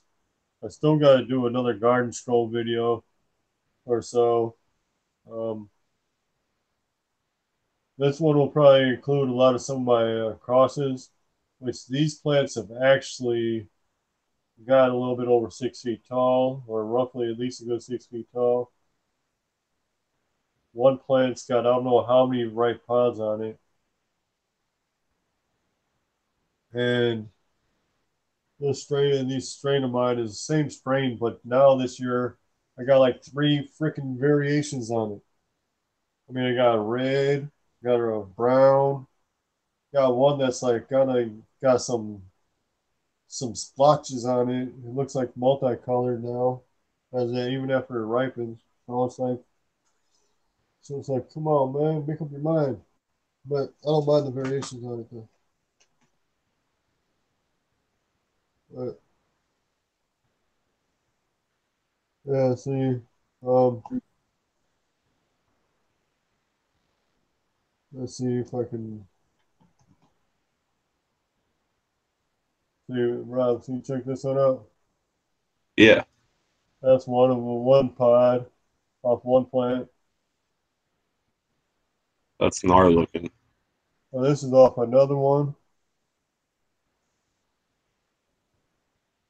and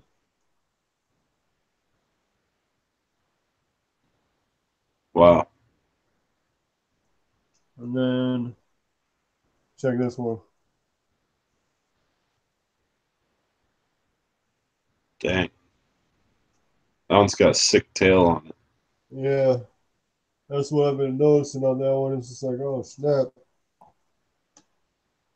And then I don't got many of the other ones on hand that I can tell, but here's another one of the red.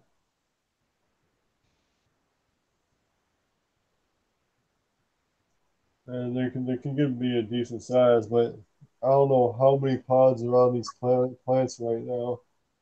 It's getting ridiculous. But yeah, oh, remember that yellow pod I sent you? Yeah. Oh wow. Man, here's some of the ones that look like they got tails on them. Yeah, those have like a similar look to the brain strains as far as the bumpiness. Yeah, they can have a similar texture to like some seven pots and that, but they're really they can pack some really strong heat for a yellow pot. But well,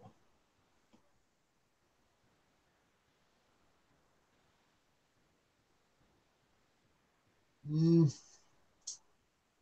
but yeah, if you want, I can always send you some of the seeds for from this pot if you want. So Yeah, whenever you send me something again, you can always throw some of those in. I can't promise that I'd grow 'em next year, but I do plan on trying to grow some bells, and I like yellow bell peppers.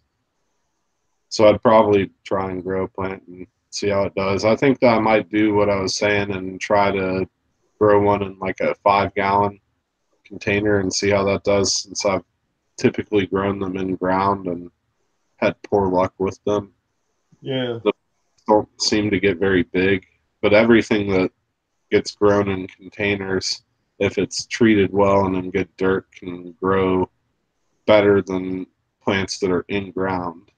Uh, Depending on the size of the container, obviously. I mean, if you use a big container, you can get a plant bigger than you can in ground yeah, with the soil and stuff. yeah. I've noticed that if you get the right type of container for the type of plant, the plants can do really well in containers. Like that trash can that I found by the river that I showed you earlier in the season that now has my contest Scotch brain in it. That thing's just ginormous. It's loving life in that container. I had another one that I found by the river that was probably like a 15 or 20 gallon, like big nursery pot, probably had like a small tree or something in it. yeah. Uh, yeah, that one I've got one of my lemon starburst plants in, and that thing's gotten huge.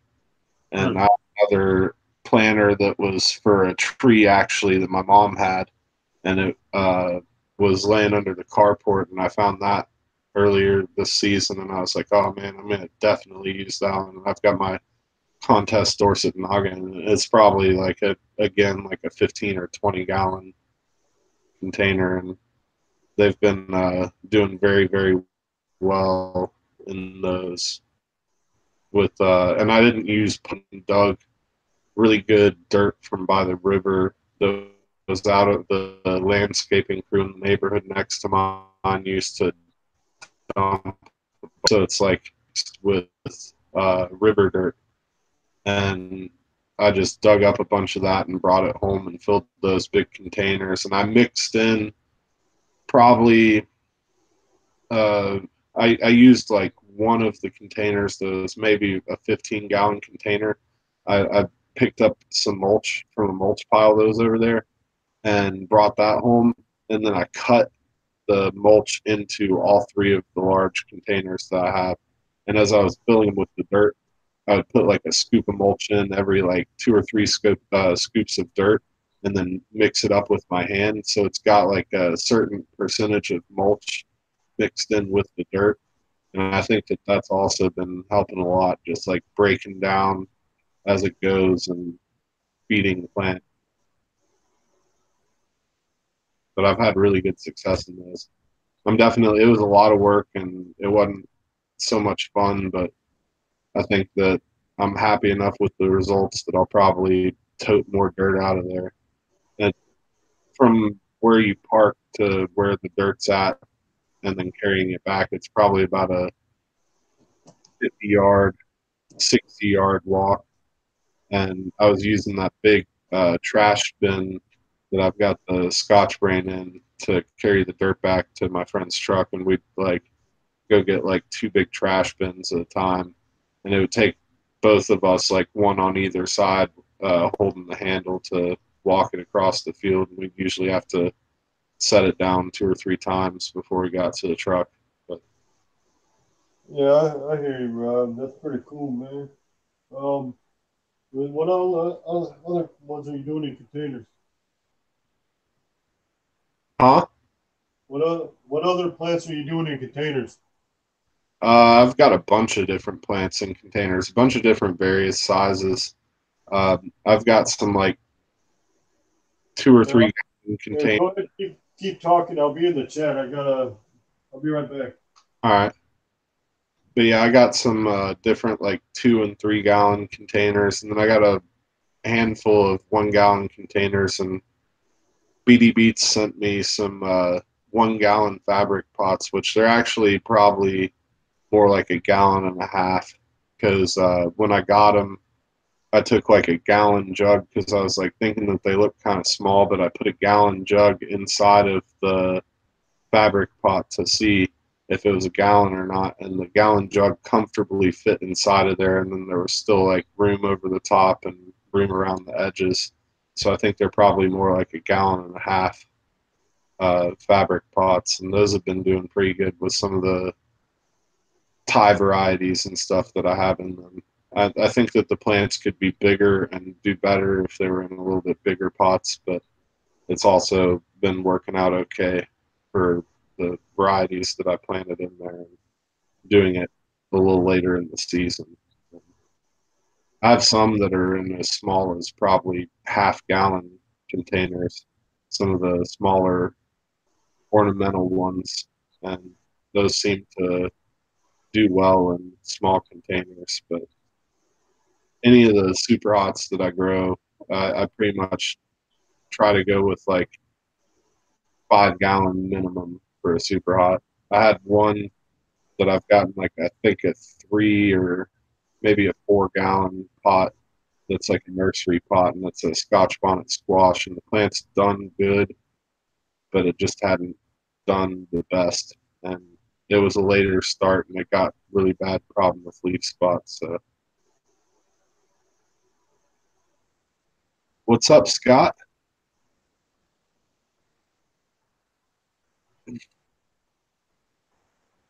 Just chilling out, waiting on Brando to return. Sitting here talking about plants, peppers, and such.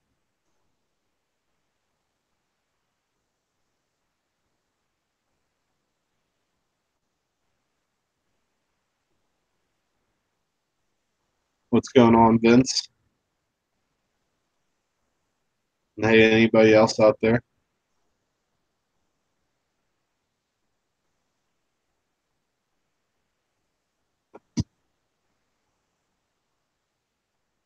Yeah, leaf spot does suck.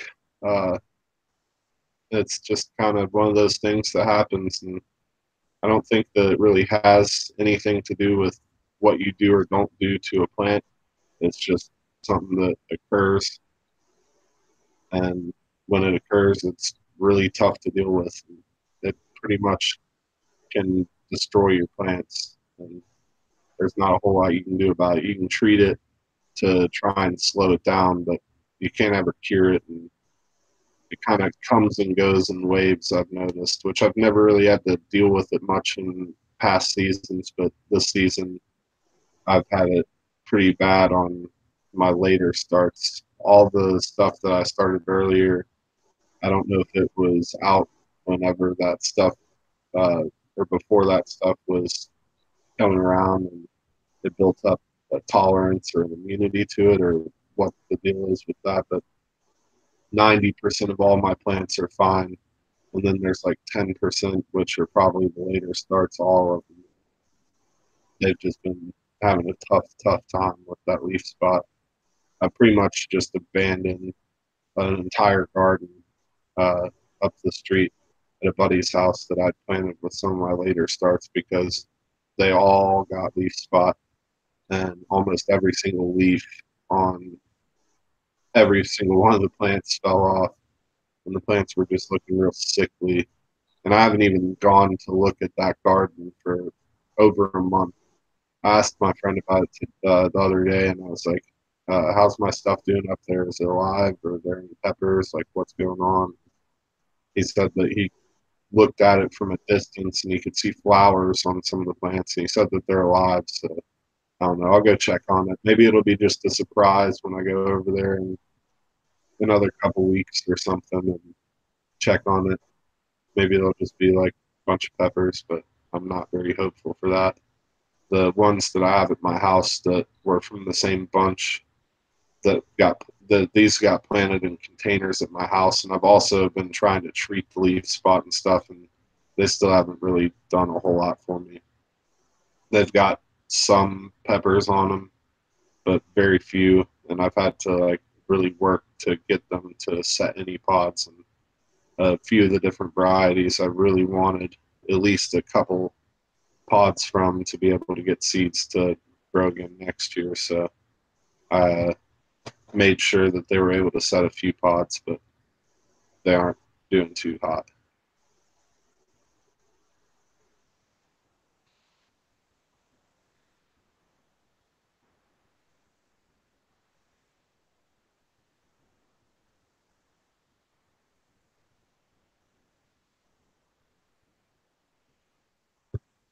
Scott, do you have outdoor plants? And you're saying you just haven't had any pods produce on the plants?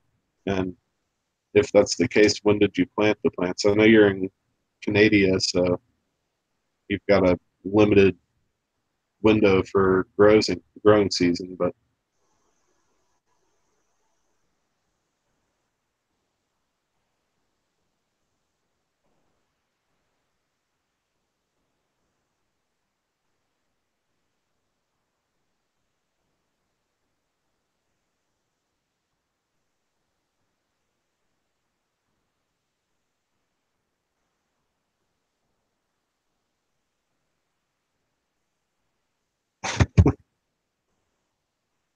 Uh,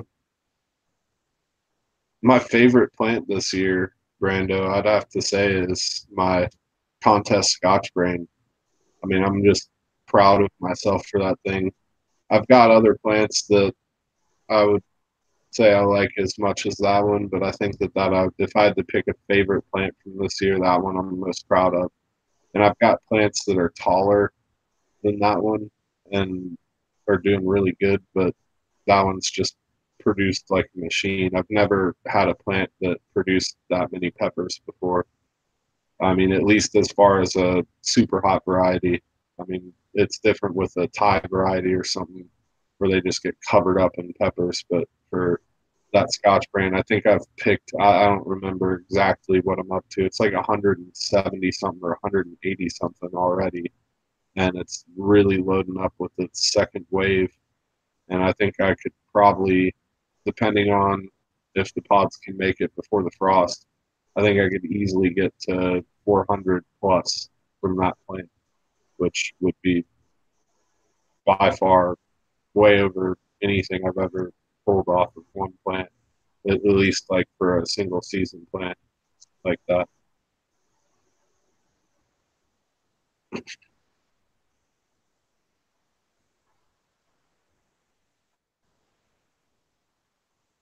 Yeah, Scott, that's not too surprising. If I were you, I don't know if you started them. Well, I mean, if you started them the end of March, mid-April, I know that in Canada that's usually still like snow on the ground. I would recommend for you in Canada, if you can. I don't know what kind of setup you have as far as lights or not, but I mean, if you don't have a great setup, at least like pick up like a cheap LED or something off Amazon. But try and start the plants more in like around the first of the year. Um, I wouldn't wait any later than maybe February. Like around the 1st of February, I'd start the plants and go ahead and get them grown and just keep them alive until when it's warm enough to put them outside, and you'd have a much better shot at getting stuff that way. But it's tough for everybody up there in Canada. I feel bad for everybody that has to put up with that. I've seen mixed results. I see some people that get nothing off plants, and then I've seen other people that have really awesome harvests off their plants. But the people that typically harvest more peppers off their plants up there start them early in the year and move them up into bigger containers as they go along, and they pretty much raise the plants indoors until they're like decent sized plants, and then by the time it's nice outside, you've already got like a grown established plant, and then all it has to do is flower and produce outside, which you've got enough time to do that, but you don't have enough growing season to start from scratch with super hots at least.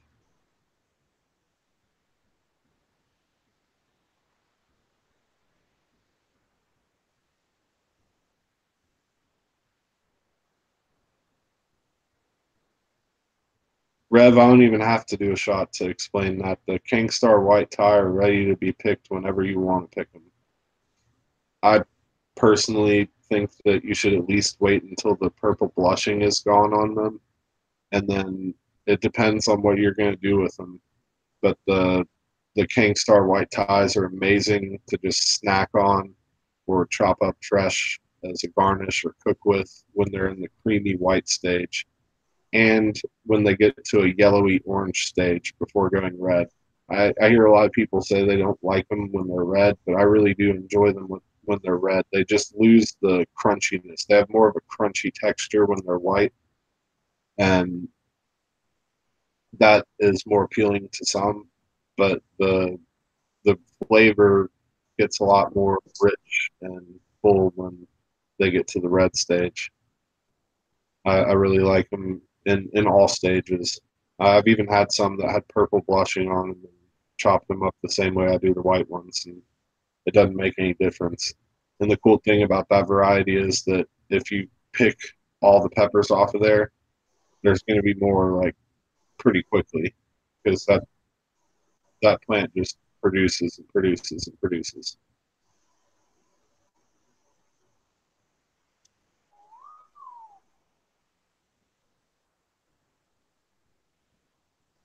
I don't know what you mean by yours are turning pink. You'd have to take a picture and you'd have to show me. I think that if they're turning pink, I have to ask, did they start out with purple on them, like purple blushing? Not all of them do, but did they have the purple blushing? And did they go from that to white and then start to turn pink? Because if they did that, then they aren't going to go back to white. Um, they do kind of, I guess I could see that pinkish description and when they're starting to transition from the white into red. They go through like a mild color change where they get kind of a yellow. I've seen like yellowy ones, kind of almost pinkish ones, orangish ones and stuff. Then eventually they transition slowly into red. You'll think that they'll be all the way red, but then they never like I don't have the patience to let them get fully red. I end up picking them before that.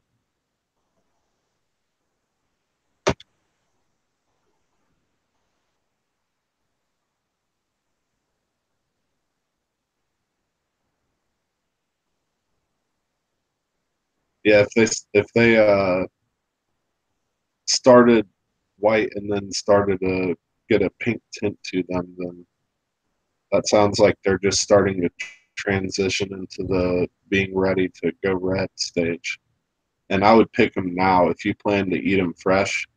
That's like the stage that I would recommend to get them.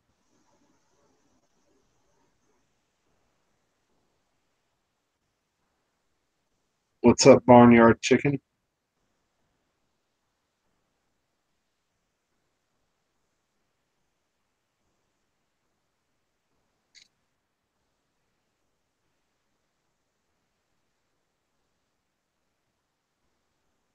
And Rev, JDS and the pretty puppy had to go. I don't remember as to why, but he said that he had to leave. Yeah, I think he had some little ones that tend to probably. Yeah, his little pepper helper. I could hear her in the background. Yeah. It's early over there on the West Coast, though. Yeah. Must be nice. I guess it's like it was like 8:56 or something when he left his time. Yeah, that was about 20 minutes ago. Yeah.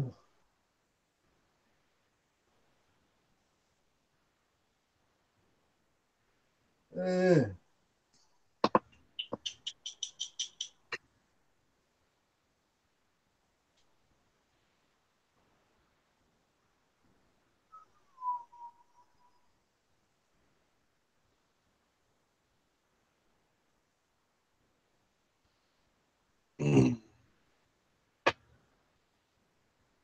I guess I'm getting close to about ready to call it a night myself. I gotta get up decently early, not crazy early, but I really need to be up moving around by like 7 o'clock or something. You can't leave now. We just started. It's been a good 2 hours, 2.5 hours. Yeah.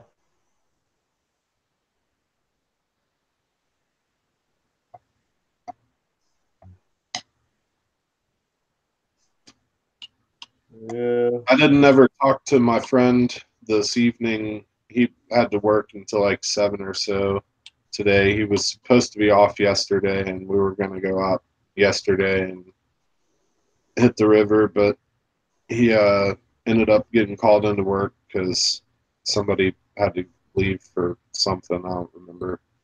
And today he had to go in from like, I think like midday to 7. And tomorrow, I know for sure he's off, and I'm assuming he's off on Monday. I don't know that for sure though. I know some people are, some people aren't. And he works at a grocery store. He's a meat cutter, so Okay. yeah, I don't know if he's off on Monday or not. But tomorrow, we planned on meeting up and going fishing somewhere. Probably, I really think I'm gonna go up the street to the neighborhood back behind mine and go walk the walking trail back there and hit the river in a few different spots and check on the pawpaw trees because I'm curious to see if any of the fruit are ready and how many fruit are on the trees and whatnot. Because my intentions this season have been to harvest enough pawpaws to make a batch of hot sauce, which wouldn't take very many since they're pretty decent sized fruits. Uh, but they've got really awesome flavor to them. I don't know what pepper would pair well with them, but I think what I'm going to probably do is I'll pick them and then maybe even cut them open, get the seeds out, and like peel the skin off and just put the fruit in like a Tupperware. It's kind of it's a strange, almost a custardy type texture fruit. It's like the flavor is kind of a banana-y, pineapple-y, mango flavor. It's very tropical, very, very sweet. Has a really interesting, unique flavor and texture to them. But I think that it would probably freeze well. I just would hate to freeze them and then have to deal with them either thawed out from frozen or frozen to get the seeds out because the seeds, they're big, like about the size of lima beans on the inside, which makes it easy to get the seeds out, but you're gonna have to like cut up the fruit and like scoop out the seeds, and you don't use the skin, so I'd have to like peel the skin off. I'll probably do that and just put them in a Tupperware in the freezer and freeze them until whenever I'm going to use them for a hot sauce. They have a really short shelf life as well. Like they don't last long. Once you pick them, if they're ripe, you've got like a few days. They have a shorter shelf life than a banana once it's ripe. Okay. And it's not like a banana how you can like let it brown on the outside and it's still good on the inside. When these start to brown, they're pretty much toast. Yeah.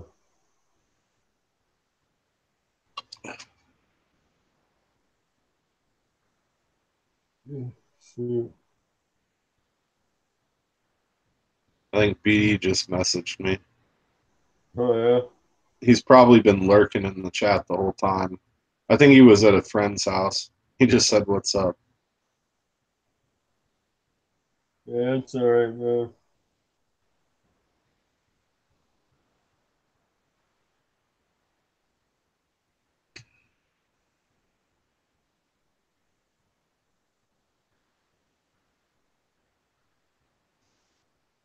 But yeah, I talked to him earlier before I talked to you, and he was like with one of his buddies and going to go hang out over there. And he was like, "Yeah, I'll probably hop on or something, and maybe I'll have my buddy hop on too."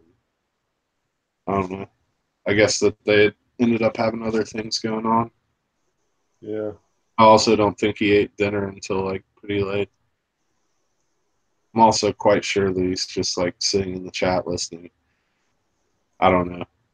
He didn't say anything about that, but I just have a strange feeling that he's around. He just messaged me and said, "What's up?" Because I asked him like an hour or two ago if he was hopping on. He never replied. No, I haven't heard anything back from him. So, Oh, it's okay, Lisa. But yeah, I do have one B in my name. It's Rob Z is the one with two. I'm also commonly referred to as Other Rob, but this is me. I'll type in the chat so you can see.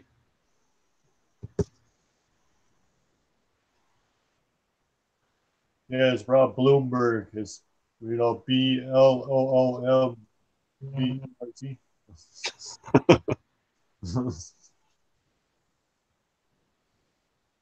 Oh, sorry.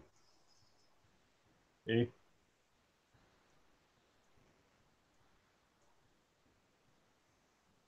Yeah, BD said he's just on his way home now, which I think earlier when I was talking to him, he said he was like super close to home. Like his friend lives like a couple blocks away or something.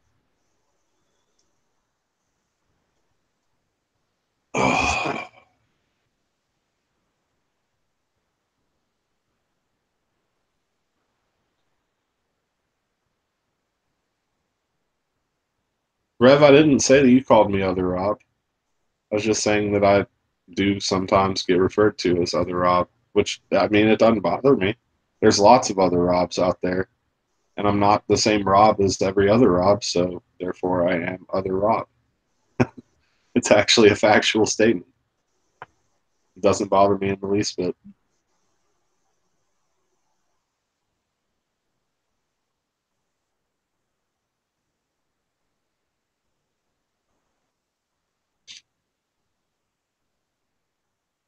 Oh, hey, Rob.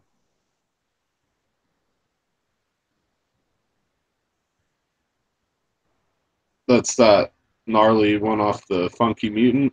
No, this one's actually one of the peach ones.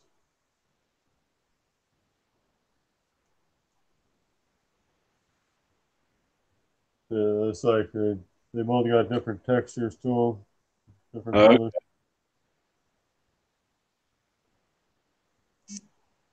The Funky Mutant seems to be putting out smoother skin pods and a you thicker had a one. Funky Mutant with a tail like that, didn't you? Yeah, similar. Let's see if I can find one of them. Yeah. Yeah, I always get those two confused. I should know the color difference by now, but for some reason those two, like, you've sent me pictures before where I've asked it like of the peach one, and I've been like, is that the Funky Mutant? Like, I don't know what it is about that one. Every time I see it, I just think about the Funky Mutant. See, when they're next to each other, it's easier to tell the difference. Yeah, I can see the bumpiness more so in the peach one versus the other. Yeah, so I mean, the peach ones have been getting like different phenotypes on them. Oh So, wow, that one's I mean, the world. just yeah, yeah. So,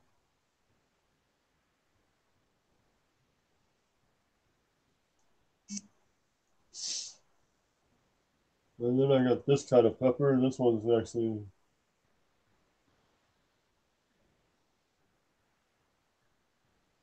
Yeah, that's nice looking.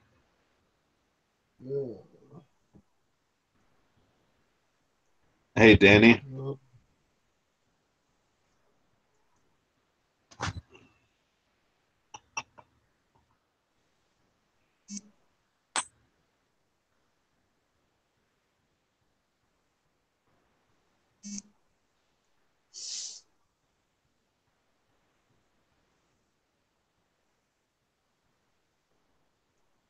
yeah, yeah, yeah, yeah.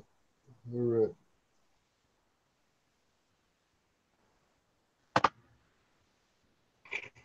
Oh, check out this peach gold scorpion.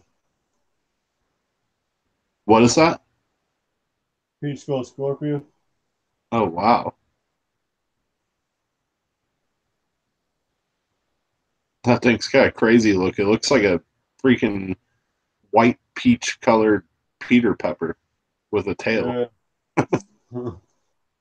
Yeah, the thing is, it's like the tail's like all hidden right in the inside there, but Yeah, it's got too much foreskin.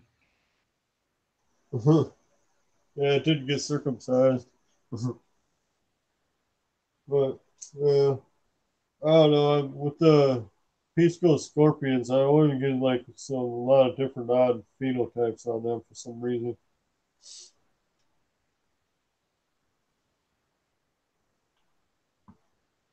But the thing about peach ghost scorpions, I don't care for the structure of the plants, though.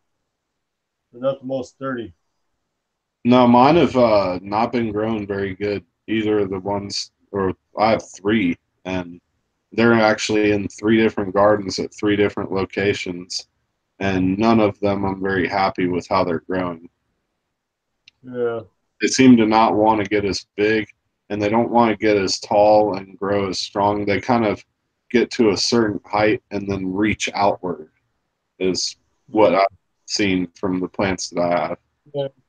They don't just seem to get that sturdy for some odd reason. They just aren't the strongest structured plants.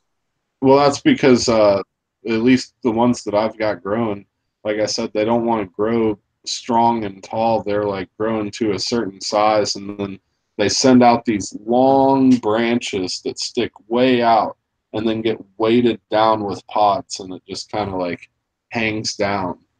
It just Yeah. it's a canopy that almost wants to like bend over and touch the ground on every edge. Yeah. That's the one thing I don't care for the plants, the peach gum scorpion plants when they do that. Because it's like, yeah, even if you do support them, it's just like the there's not much strength to the plant, the branches. But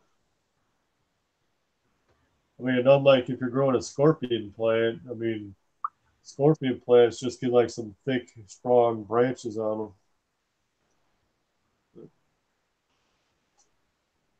them. Those peach ghost scorpions are really great peppers, so I'll definitely grow them again and continue to grow them.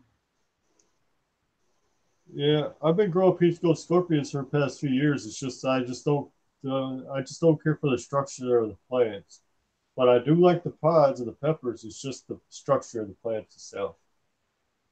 Yeah, I mean, I mean, it is a great strain, definitely. yeah. That unknown mustard pod that I have that was supposed to be a 7-pot chocolate lava, the one that I Yeah, showed you that was like bigger than a golf ball. That plant grew huge, and it only produced one pod, and it was right where the plant forked at the very first node, the first available pot or flower that came out set a pod, and then uh-huh. the didn't do anything, and now the plant's like 4 foot tall.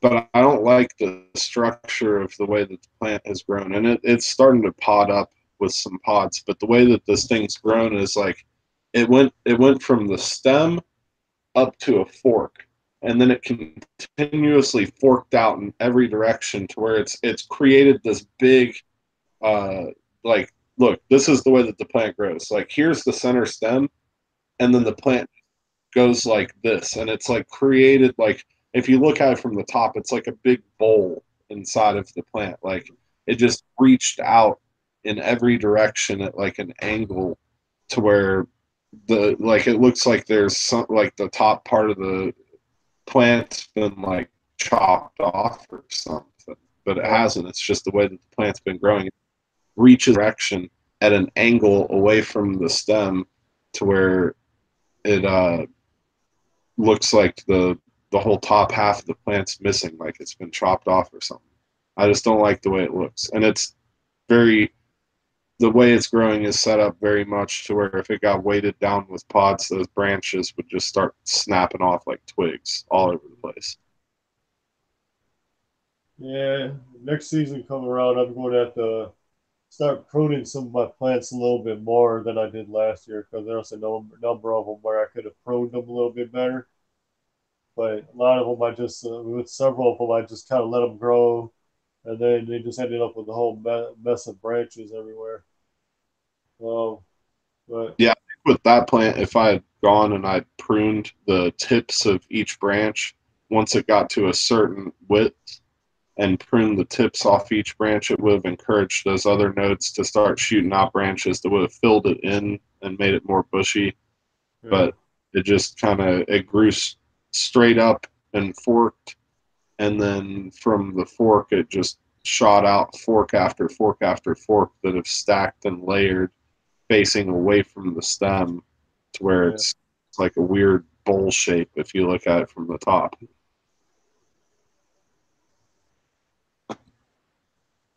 yeah. But oh, hey, Rob. I just literally picked this one off the plant inside. Oh wow. What is that one? This one's off one of my crosses, and they say it's kind of related to it's kind of related to one of the ones I was just showing you that would get the browns and the reds. It's just shoot out different phenotypes like crazy. Yeah, that's got a cool color to it.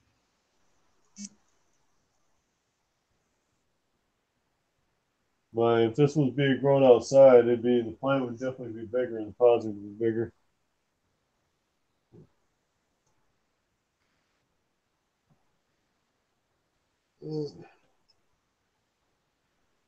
Yeah.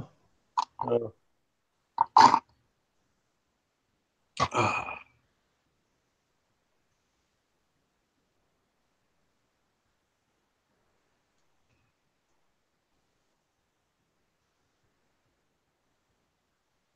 and ever since it's been raining the past day or two, the humidity's kicked up a lot. I wish it would rain here. We were supposed to get some rain, and then it just kind of never really happened.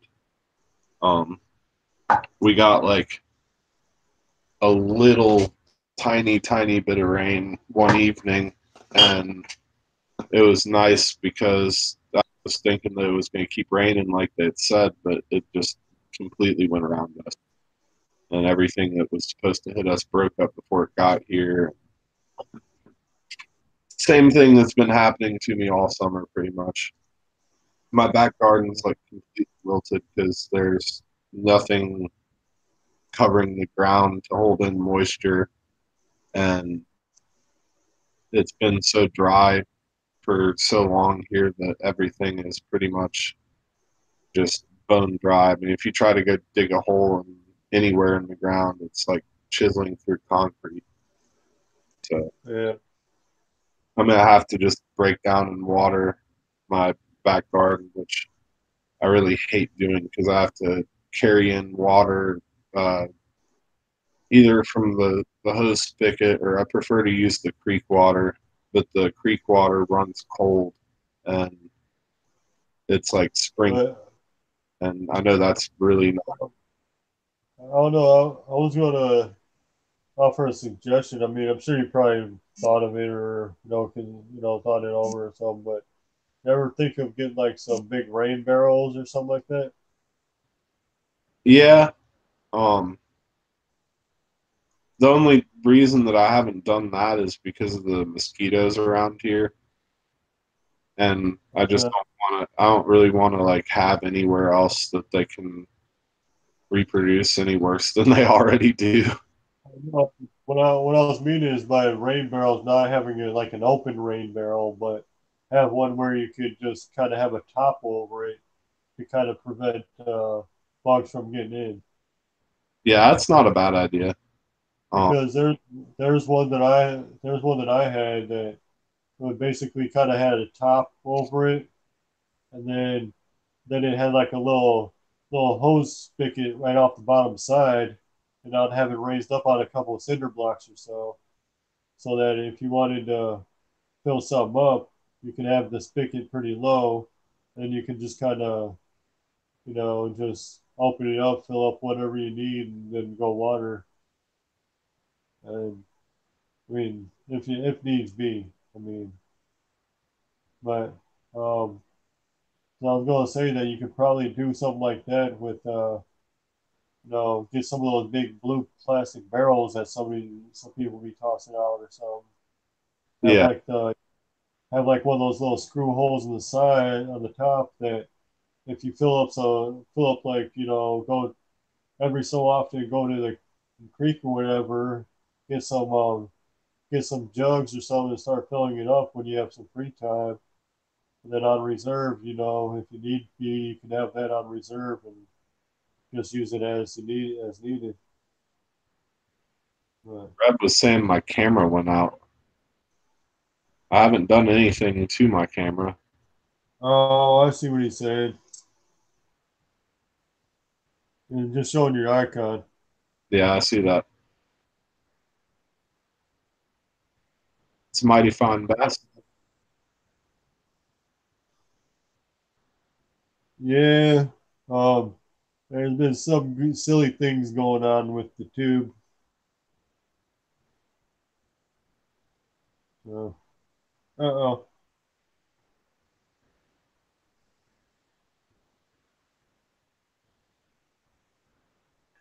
Lisa, the creek isn't far at all. The creek is like running alongside my house, and from the easiest way for me to carry it without having to like go through a bunch of bushes and stuff would be to carry it from, because the deepest little hole in the creek is by the front, out kind of closer to the road. It's probably maybe 75 yards that I have to carry the water from the, maybe 50 to 75 yards from the creek to the garden, which isn't too And bad.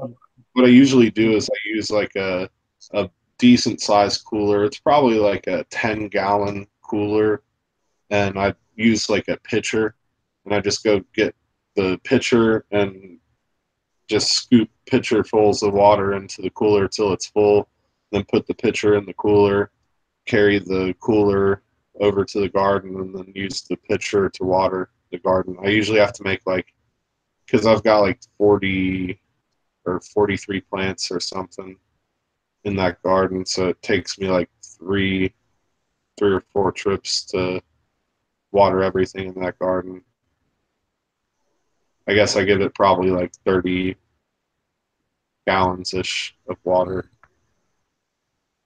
It's not a very big garden, but I try to give it a good deep soaking. The only downside to that is though that the creek water runs pretty cold. And that's not very good when the soil is really warm, and it can tend to make a lot of the peppers get soft and kind of shrivel up. Well, I mean, that's what I was also suggesting if you were to consider one of those kind of rain barrels I was mentioning, because that way it will sit out and get even with the temperature around near where your plants are at. Yeah, And it won't be running, the temperature of where the creek is at. yeah. I might have to look into doing something like that. I don't know where I'd put it. Um, I don't know if my mom would be cool with that. I've been kind Yeah, of pushing the bounds as far as the gardens go and stuff anyways. So yeah, I was just saying that as a suggestion. That's all. yeah, I wish that it would just rain, but I just looked at the weather, and I think our next best chance, which is only a 60% chance, is like next Saturday.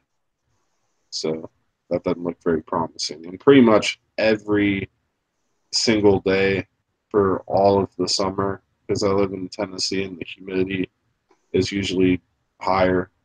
So, I mean, any day that you look at the extended forecast, like a week ahead, from then on, it says like 50 or 60% chance of rain for like every single day in the 15-day forecast if you Yeah, go like a week ahead.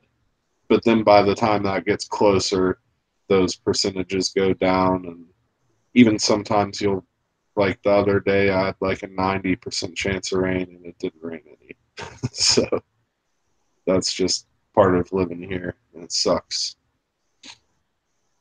I get the bad side of things a lot more more so than not. It seems like the geography of the way the hills are laid out or something screws me over. Some years not so much. Some years it'll just pour. I mean, almost too much rain. But this year hasn't been one of those years. yeah, yeah. It's been an odd year in return. Been an odd few years actually in regards to weather, but Yeah, last year was pretty odd. Like as far as our winter was really bad. We had a earlier winter and a longer lasting colder winter, but the year started out really wet, and even into the summer was really wet with like cooler temperatures than other years. And I think last year the last trout that I caught, which they stock trout in the river around here, and they die out by like April, May, or so, like June at the latest. I think the last trout that I caught this year was probably like towards the end of May.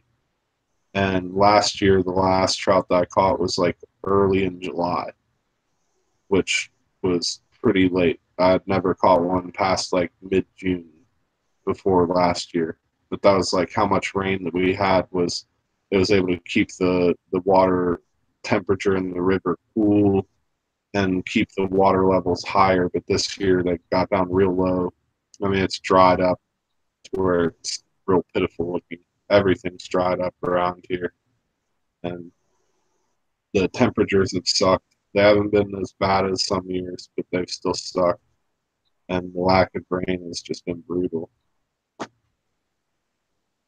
So I've been doing a lot of watering. I hate watering my plants. I think that it's not good to water gardens. I try to let them go, especially in ground. Containers are different. You have to water containers.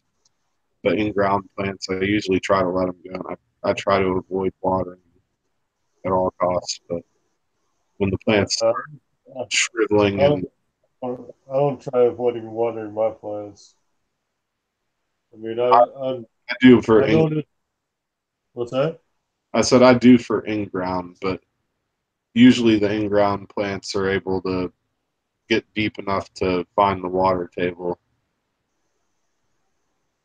Uh, Here, I mean, with the way the ground is here, I end up having to water them every so often. Otherwise, if I don't, they end up drying out, and I end up spending wasted time on my plants. So, I mean, because they end up just pretty much almost dying off. So, Yeah. I mean, On I know that, some, I I guess know that some people do it project differently, but to water my plants, which I was going to do that today. I just didn't get around to it, but I'm going to definitely do that tomorrow, yeah, either before or after I go fishing in the morning.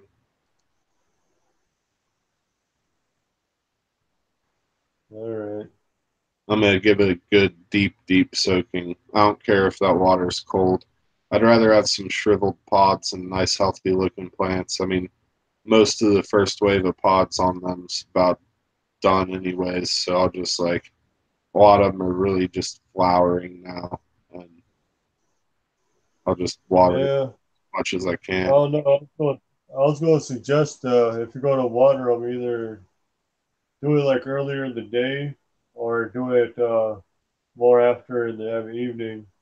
Yeah, That way, uh, if you do it, try to do it midday, then that's just plants acting a little weird about it. yeah, I know that. I usually try to do it either before the sun gets up over them or when the sun's going down. Yeah, But that's why I said either before or after fishing because I don't know how long I'll be out fishing, and I'm not going to go fishing, come home immediately, be like, oh, I'm going to go tote like 50 gallons of water to my garden. That's not going to. you gotta do that, man. That sounds like fun, don't it? Oh yeah, tons of fun. Everybody's missing out. I wish I could share the fun. I'll probably Yeah, my front garden too, just because it's closer by like half the distance. Tomorrow's only going to be 92, so it'll be like maybe 95, 97 heat index.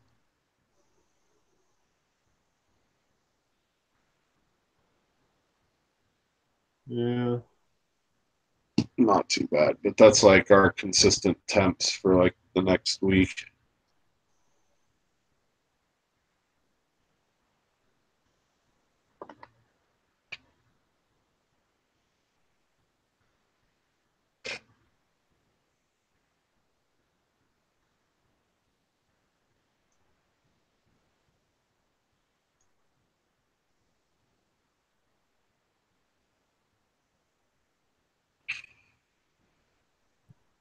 Man, I see that, Rev. My camera does seem to be out again. It came back. I don't know what the heck's up with that. I think I'm about ready to be out anyways. I gotta wind down, get ready to catch some Z's for a little bit. Yeah, Rob's got to catch some Z's.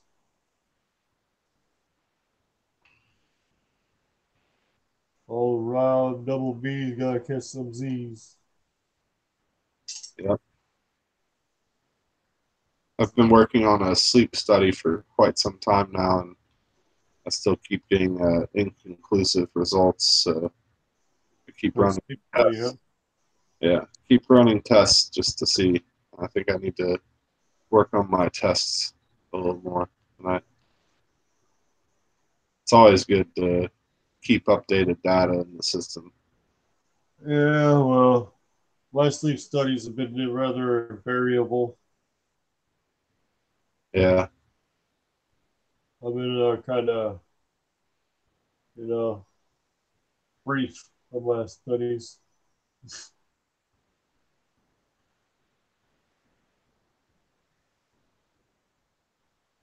Yeah. But, all right, man. I guess we could get ready to call it a night. And we can finally go ahead and go with an outro or something and then just do that before we get caught up in being on here 5 more hours and be like, oh, snapping, you know? yeah. Well, But, I guess I'm Rob Blumberg.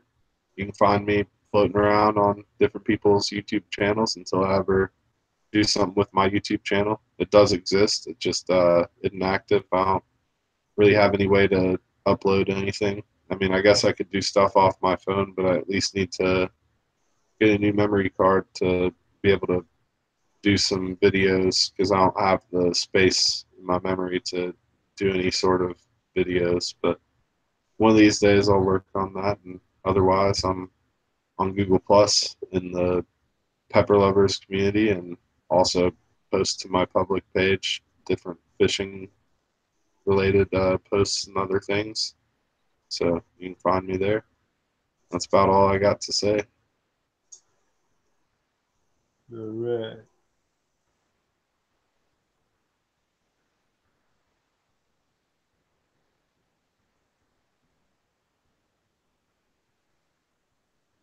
All right, everybody. I guess we're going to be calling it a night here shortly, and go ahead and check out my channel if y'all ever feel like you'd like to see somebody eat some spicy bell pepper sometime. Um, so yeah, just be sure to stop on my channel, talk about some things peppers, and I got some garden videos coming back up soon. So yeah, be sure to check me out on Google Plus, and then check out Rob on Google Plus. We've been doing some things with some peppers going on down there in Tennessee. So yeah, and it's about that time. Getting ready to call it night. Getting late over this way. So yeah, all right. Just so yeah, if you guys got any questions, comments, you know what to do. Be sure to go hit up Rob, go give him some likes on his posts, and yeah, be sure to subscribe and follow to me and Rob if you can. And all right, guys, want to be talking to y'all later. And remember that hashtag. Keep it spicy. All right, we'll talk to you all later. Peace. Later, everyone.